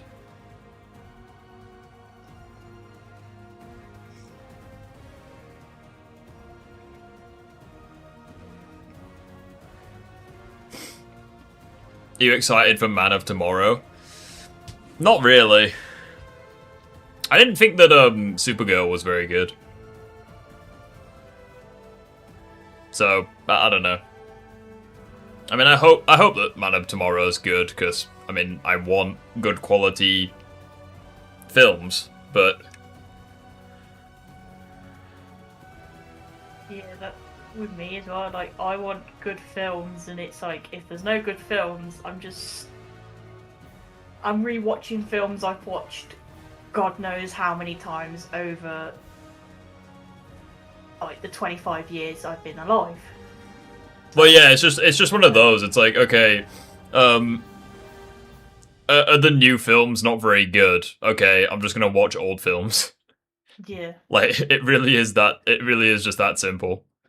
I mean, it's like, yeah, there are a few films that go, oh, that look interesting. You go and watch it, and it's like, some bits are great, yes, and then there's other bits where it's like, what the fuck?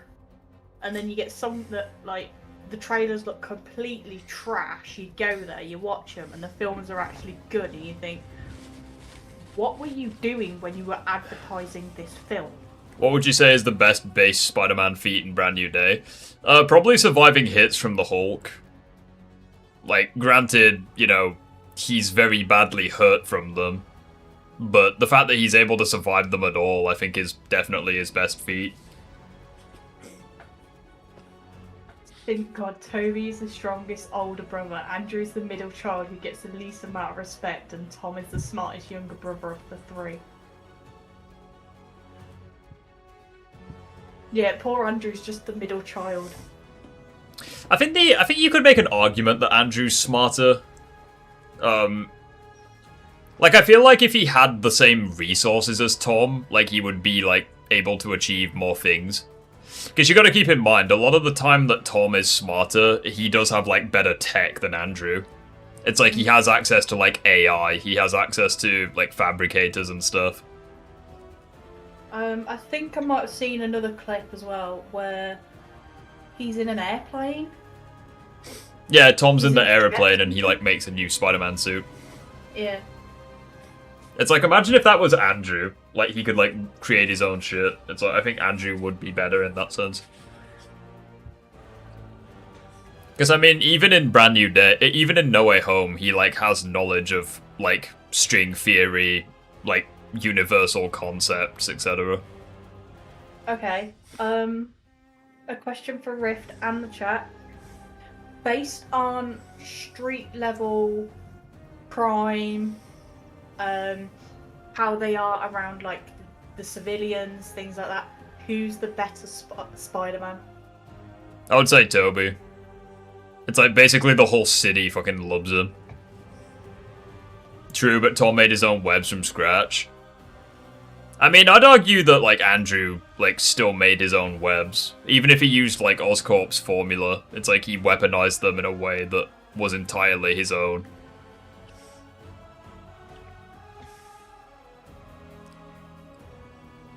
But yeah, in terms of, like, public reputation, I'd say that, like, Tom and Toby are, like, very equal. But it's like, even Andrew, it's like the city loved him in Spider-Man 2. It's like, when he quit being Spider-Man, it's like everyone wanted him to return, including the police. So it's like, I think you could honestly argue that they're just all the same. Maybe Toby, because they wanted to give him the keys to the city. But it's like, they're all very similar. Like, maybe you could say Andrew is in last place. But it's like, I don't know. I mean, Tom, until Brand New Day, was easily in last place. Because everyone hated him in No Way Home. Because they thought that he killed Mysterio.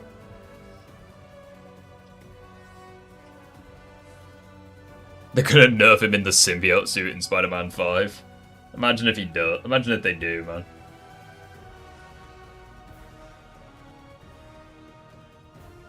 That would be rough.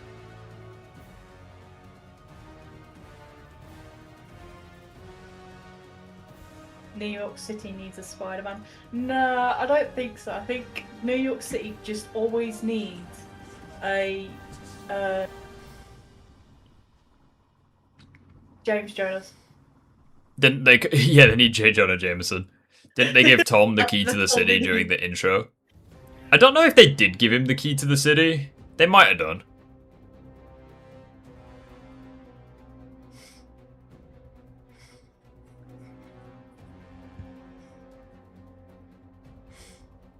Yeah. I would argue that I would argue that Spider-Man and New York are kind of like one and the same. Like, New York just feels too massive and empty without Spider-Man. But it's also, you gotta think, like, before, obviously, they became Spider-Man, you do have to think, you know, yeah, alright, it was shit and things like this, but they still lived a life without Spider-Man. People who saw the new Jean Grey is great were clearly dropped on their heads. I mean, she's just evil. Like, she's sadistic. I don't know how you're expected to have sympathy for her. It's like if someone was to say to you, okay, Green Goblin did, like, so much horrible shit, but he's trapped in the MCU, so you should have sympathy for him. It's like, no, he's still an evil, sadistic individual. Like, Okay. I don't feel sorry for him. Here's another question. What was Jean Grey like as a villain? Okay, forget about, you know, having to have sympathy and things like that, or what they were trying to do. Was she great as a villain or not? In what regard? Would you believe she was a villain or just a psychopath? I mean, like, yeah, you could argue that she was just evil. So it's like, yeah, you could say she was a villain. But was she a good like reputation of a villain or shit? Well, I would say that she's bad because, like, the film tries making you feel sympathetic towards her, but, like, it fails spectacularly. It's like a character like the Joker, for instance. It's like, he does horrible things, but it's like, he embraces that. So it's like, it makes him more like you feel intimidated around him. It's like you feel like scared when he's on screen because you don't know what he's gonna do. But it's like with Jean Grey, it's like, okay, she does like so many sadistic things and enjoys it with her powers. It's like, why are we supposed to be sympathetic? It's like, I can't believe that I am more sympathetic towards someone who is called the God Butcher than I am to, like, an orphan child. It's like, I feel more sorry for Gore in Love and Thunder. Like, I feel more sorry for him. Like, he literally has murderer in his name, and I still feel more sorry for him than the orphan child in Brand New Day. We need a J. Jonah Jameson as Spider-Man. Yes. I'm gonna be completely honest. J. Jonah Jameson is the strongest Spider-Man. Yeah. To be fair, that would be a really funny movie. I would definitely love to go see that. Yeah, genuinely. Spider-Man is a menace, but he's the one that's Spider-Man. How's that fucking work? Yeah, he's kind of like Ghostface. It's like he writes about himself in the paper when he is actually the killer.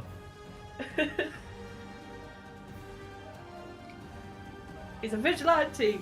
We should all be hated. Blah blah blah. But he's the one that's fucking Spider-Man. Yeah. I just think it stands as a testament to how badly written Jean is when Gore the God Butcher is more sympathetic. It's like fucking Thanos. It's like he killed like 50% of all life, and I still think he's more sympathetic. Like, I don't know. Like, maybe that's a hot... How would you rate Brand New Day out of 10? I mean, based on, like... If you turn your brain off and just watch it as, like, a film, I would say it's, like, a 6 or a 7 out of 10.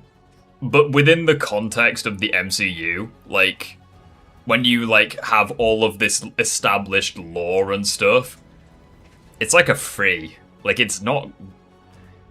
It does ruin quite a lot of lore. And it also just has really weird moments. Like, the bit where Peter and Yelena were, like, in the fucking, in the water together, it's like, that just made me a bit uncomfortable, I'm not gonna lie. Like, it was just so strange. Like, that felt so out of pocket. End of Brand New Day, Tom is the strongest Spider-Man. What, the same guy who nearly died to a sniper? Yeah, that guy's the strongest live-action Spider-Man, yeah? Who's the villain in Spider-Man? Me. I'm the villain. Tom nearly dies to a sniper. Toby and Andrew can dodge electricity. It's like, no, they're still faster than him. Like, they nerfed him in Brand New Day. And it also just comes out of nowhere, like the scene with Yelena and Peter. Like, it feels so weird. It's like, when was that a thing with Yelena? I don't know, man. It's just strange.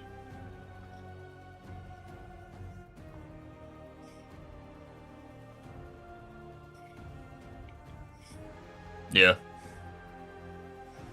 That's funny to say 6, 7. Really? Wow. No. Maybe if you're younger than 11, it's funny, but... Okay, that's a bit mean of me.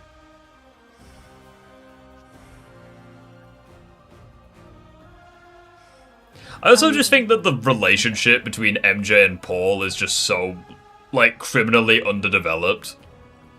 It's like, because when they have the line of dialogue where it's like, oh, my boyfriend says that I'm so distant and not trusting, I thought that she and Peter would get back together.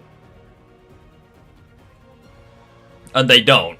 Like, I'm like, why would you include that line of dialogue? It's like, okay, so MJ is just choosing to be in an unhappy relationship. Like, I just find that, like, the fuck? It's like you're literally choosing to be in an unhappy relationship versus being in a potential relationship with the guy who, like, made such a hard decision to keep you safe. I don't know, man. Like, does she not know about that hard decision, though? Yeah, in the film, I won't tell you how it happens, but in the film, she remembers what happens. And she's like, okay, I understand why you did it, but I don't love you anymore. It's like, okay, so you don't love him, but you love the guy who, like, openly doesn't trust you. It's like, what the hell's going on? Like, modern dating be like. Like, I have no idea. And that's why modern dating sucks in real life.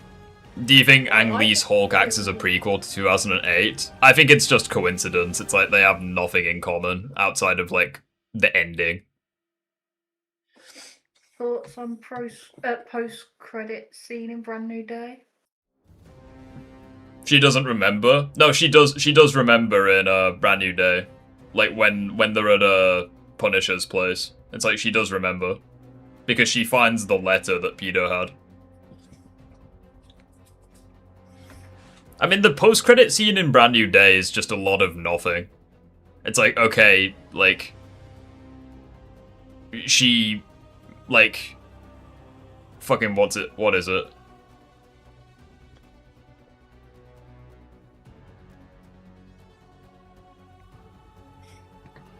To be fair, dating a guy you don't love or dating a guy that calls you distant are both bad options. At that point, just stay single. I know, right? But it's like the post-credit scene in Brand New Day was a whole lot of nothing. It's like, okay, the spider app somehow detects Spider-Men that aren't on Earth. Okay, that could be fucking anything.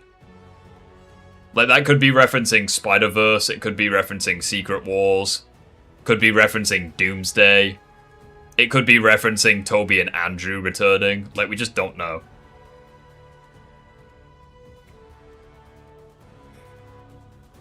You also said you won't spoil how MJ knew, but then you said it. No, that never happened. You do not have the proof.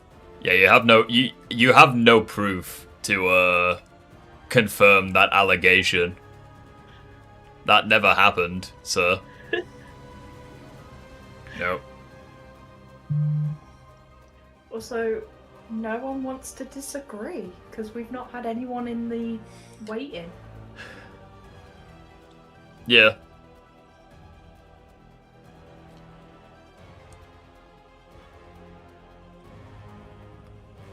But yeah, I just have like, I don't really know what to Is there a hey, Omax, how you doing, buddy? Is there a quantification to the mutation? As far as I'm aware, at least, no. Sadly. That's a negative. You're trying to prove a negative. Yeah, you are trying to prove. You are trying to do a thing that thing never existed. So, yeah, good luck.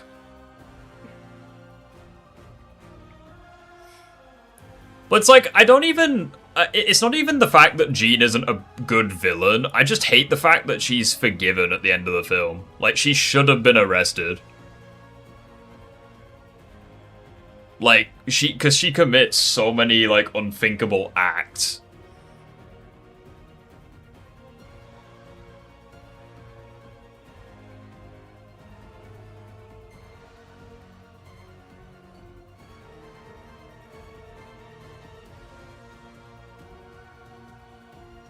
Confused how a movie got a 93%, getting 9 out of 10 for people. This movie doesn't even follow to the character of Spider-Man. With great power comes great responsibility. Yeah, he's so responsible, guys. He lets, like, a psychopathic murderer, like, free. And he great power comes great responsibility. And he openly encourages her to, like, run away.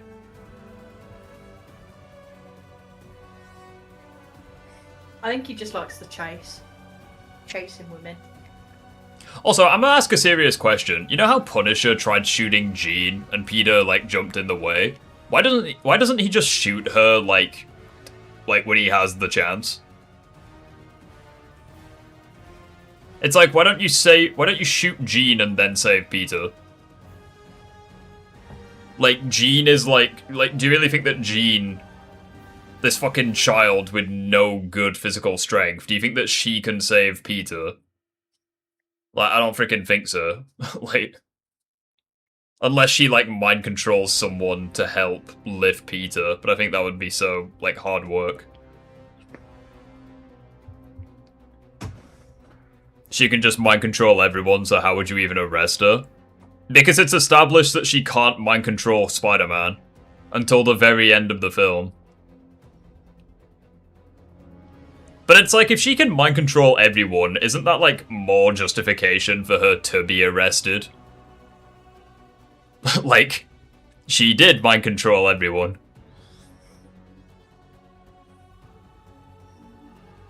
And it's like, Punisher and Spider-Man know that.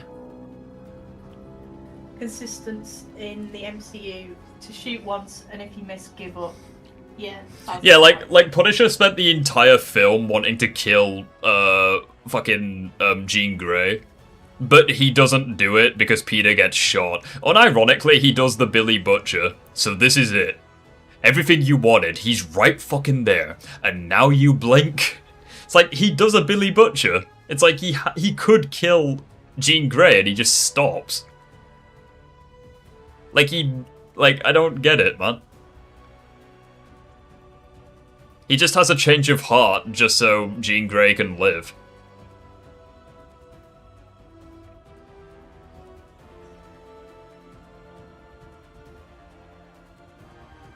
I don't know.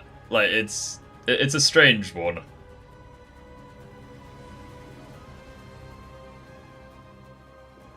I mean, she did keep Peter alive. How?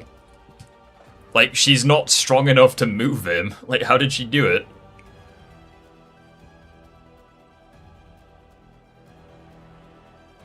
It makes no sense.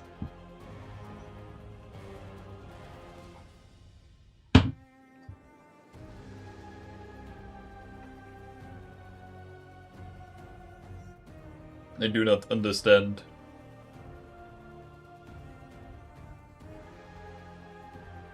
Okay. Question. Yeah? Out of every single superhero movie, right? Just think of their villains. Which, if you got to make a Spider-Man movie, which villain would you want Spider-Man to fight? I'd probably say Doc Ock. It's like, I think his arms are like some of the most creative. I mean, in terms of visuals, I'd say Sandman, because like Sandman is just like such a creative villain, like with the various different shapes he can take. But it's like I think Doc Ock is probably my favorite Spider-Man villain in the films, at least. Like, so it'd be cool if they could like fight him, but. So you're still sticking with only the Spider-Man villains, and I mean, the question is like any sort of villain in every type of superhero movie. I don't know then. That's a tricky one.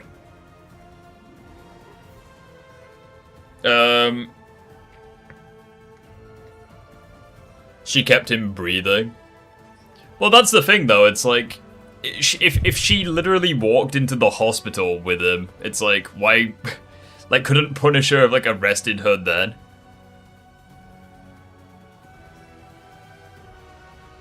Imagine a reboot. Doc Ock marries Aunt May. Oh no.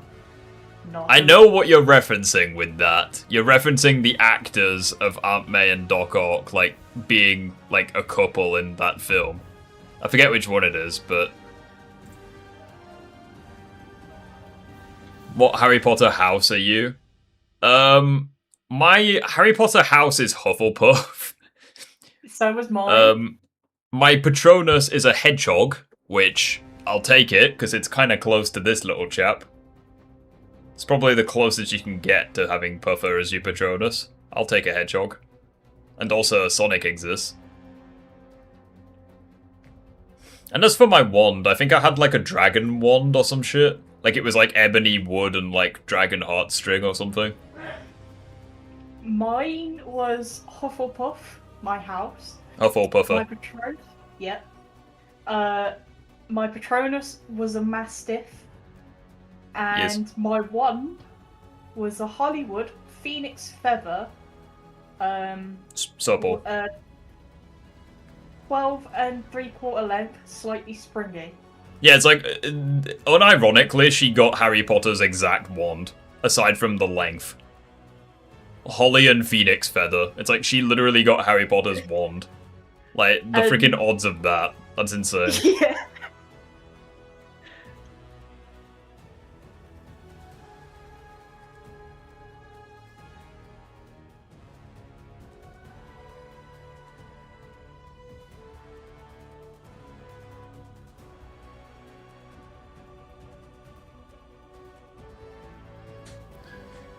Oh, man. So, does a question? I'm guessing then, the fact that I got Harry's wand, does that make, like, what does that say? Was that just pure luck, or? I guess you have Harry's, you have like Harry's personality, I guess. I don't know. Maybe, yeah. The wand chooses the wizard, Mr. Potter.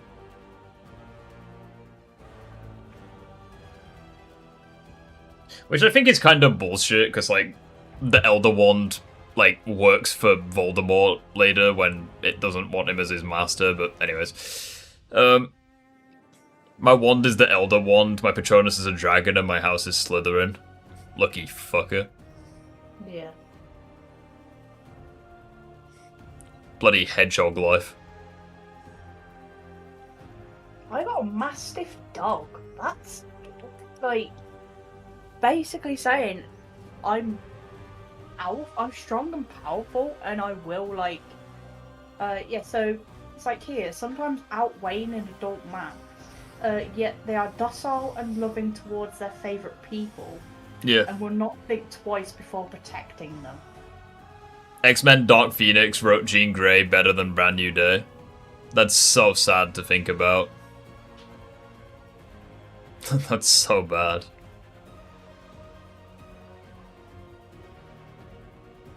I might do a community post later and be like, yeah, hot take. Jean Grey was one of the worst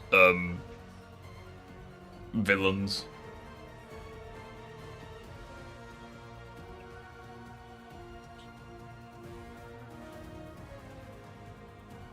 Like, even in her backstory, it's like they show her doing, like freaking dangerous things. But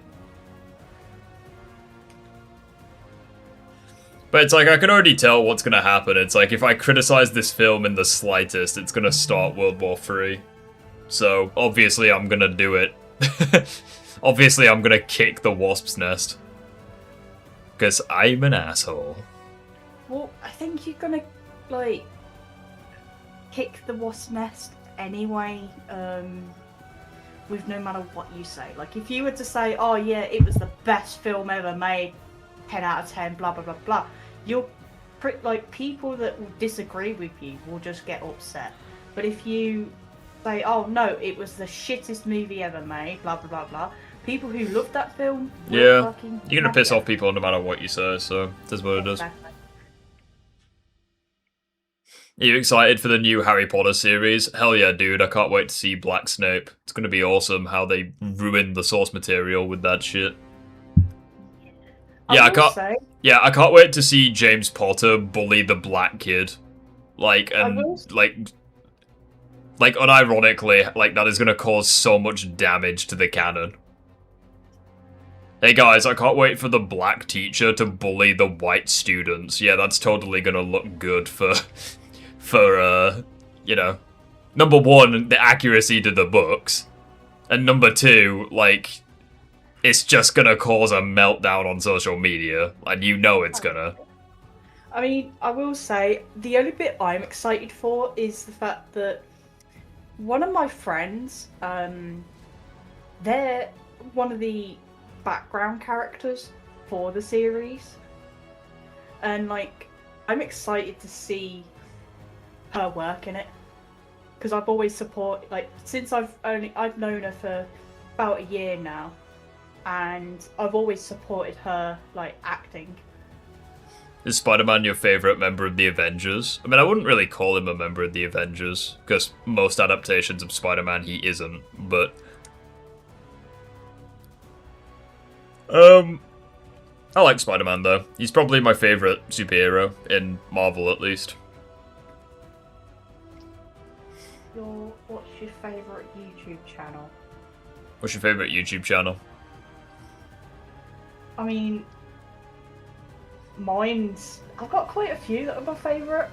Yeah, I like a lot of YouTube channels, because I just watch, like, whatever comes into my head.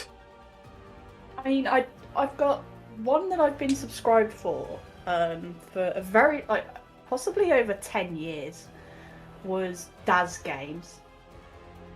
But I've recently been watching a lot of Call Me Kevin, Worst Pre-Made Ever, and, like, that sort of stuff.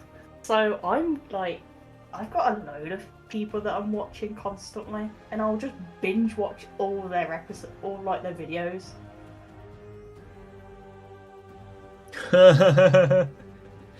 That's a bit. I'm just looking at SK's Twitter. That's hilarious.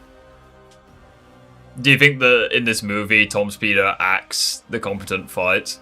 I mean, he is pretty competent, like, at times, yeah.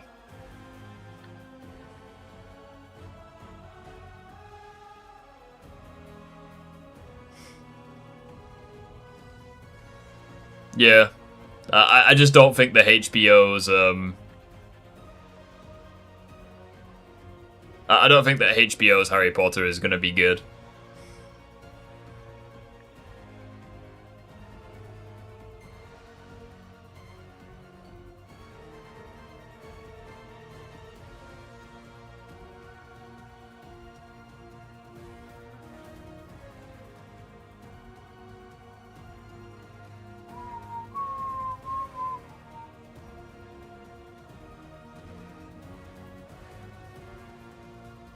Yeah, it's just it's rough.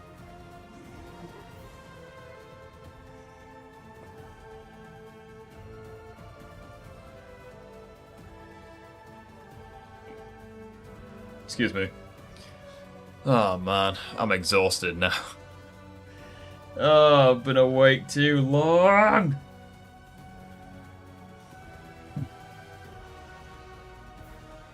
Hmm.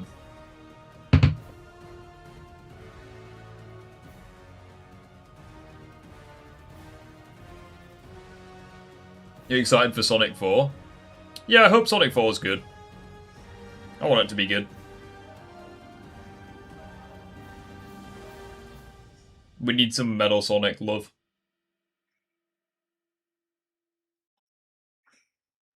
We need Metal Sonic to be goated. Yes. Would you have a collab with Crysis? Probably. I had a bit of an issue with Crysis at one point because I think it was around the time I made my Toby versus Tom video, like the first one, like a year or two back. And I remember that I used like some of the scans from his video. And there was a bit of a misunderstanding where he thought that I plagiarized him. Because obviously him and Crysis and Key Issues, they had issues with Danko, like, legitimately plagiarizing people. And it's like, they wanted to talk to me and they were like, yeah, like, are you plagiarizing? And I said, well, no, I'm just using the scans, you know? Like, it is what it is. Like, I want to show the information. And they were pretty chill about it, to be honest. They were just like, oh yeah, fair enough. Like, it's pretty clear that you don't have, like, the exact same script. Because most of my videos are unscripted, because I just can't be arsed to make scripts. I genuinely can't be arsed for that. Yeah, I'd do a collab with Crysis, possibly. Do you prefer Spider-Man with mechanical or organic web shooters? No, I genuinely don't care. I just want him to be good. It's like Toby has like organic and he's good. Spectacular has web shooters and he's good. Like, I think the web shooters thing is like a nothing burger of an argument, to be honest. Is Dark Gaia the biggest or tallest Sonic character? No, I'd probably say that the end is, considering he's literally like a moon.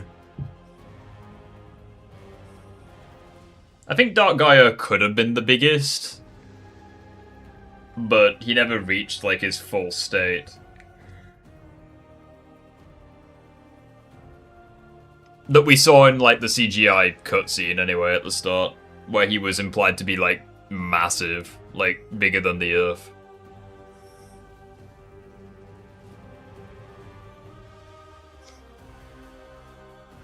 Yeah, I don't think he could copy the web shooters, because the web shooters is tech-based.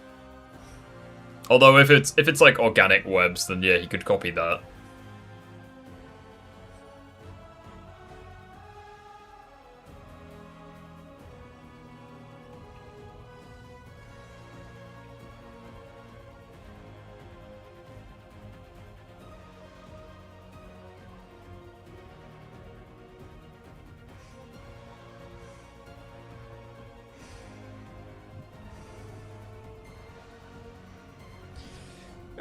But yeah, I think this is where we're probably going to be ending the stream, because I'm just getting exhausted, and we've pretty much stopped talking about a brand new day in general. We'll probably make a few more streams, like on Monday, perhaps. I want to do a Spider-Man marathon, where we just play all of the Insomniac Spider-Man games, like, front to back. I think that would be really cool. Let me know what you guys think of that idea. I'd be totally down to, just, like, do the Spider-Man games from, like, start to finish.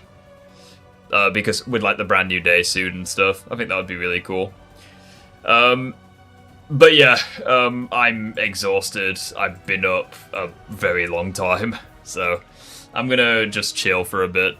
And that being said, I appreciate everyone being here as always. Have a nice rest of your weekend, and goodbye.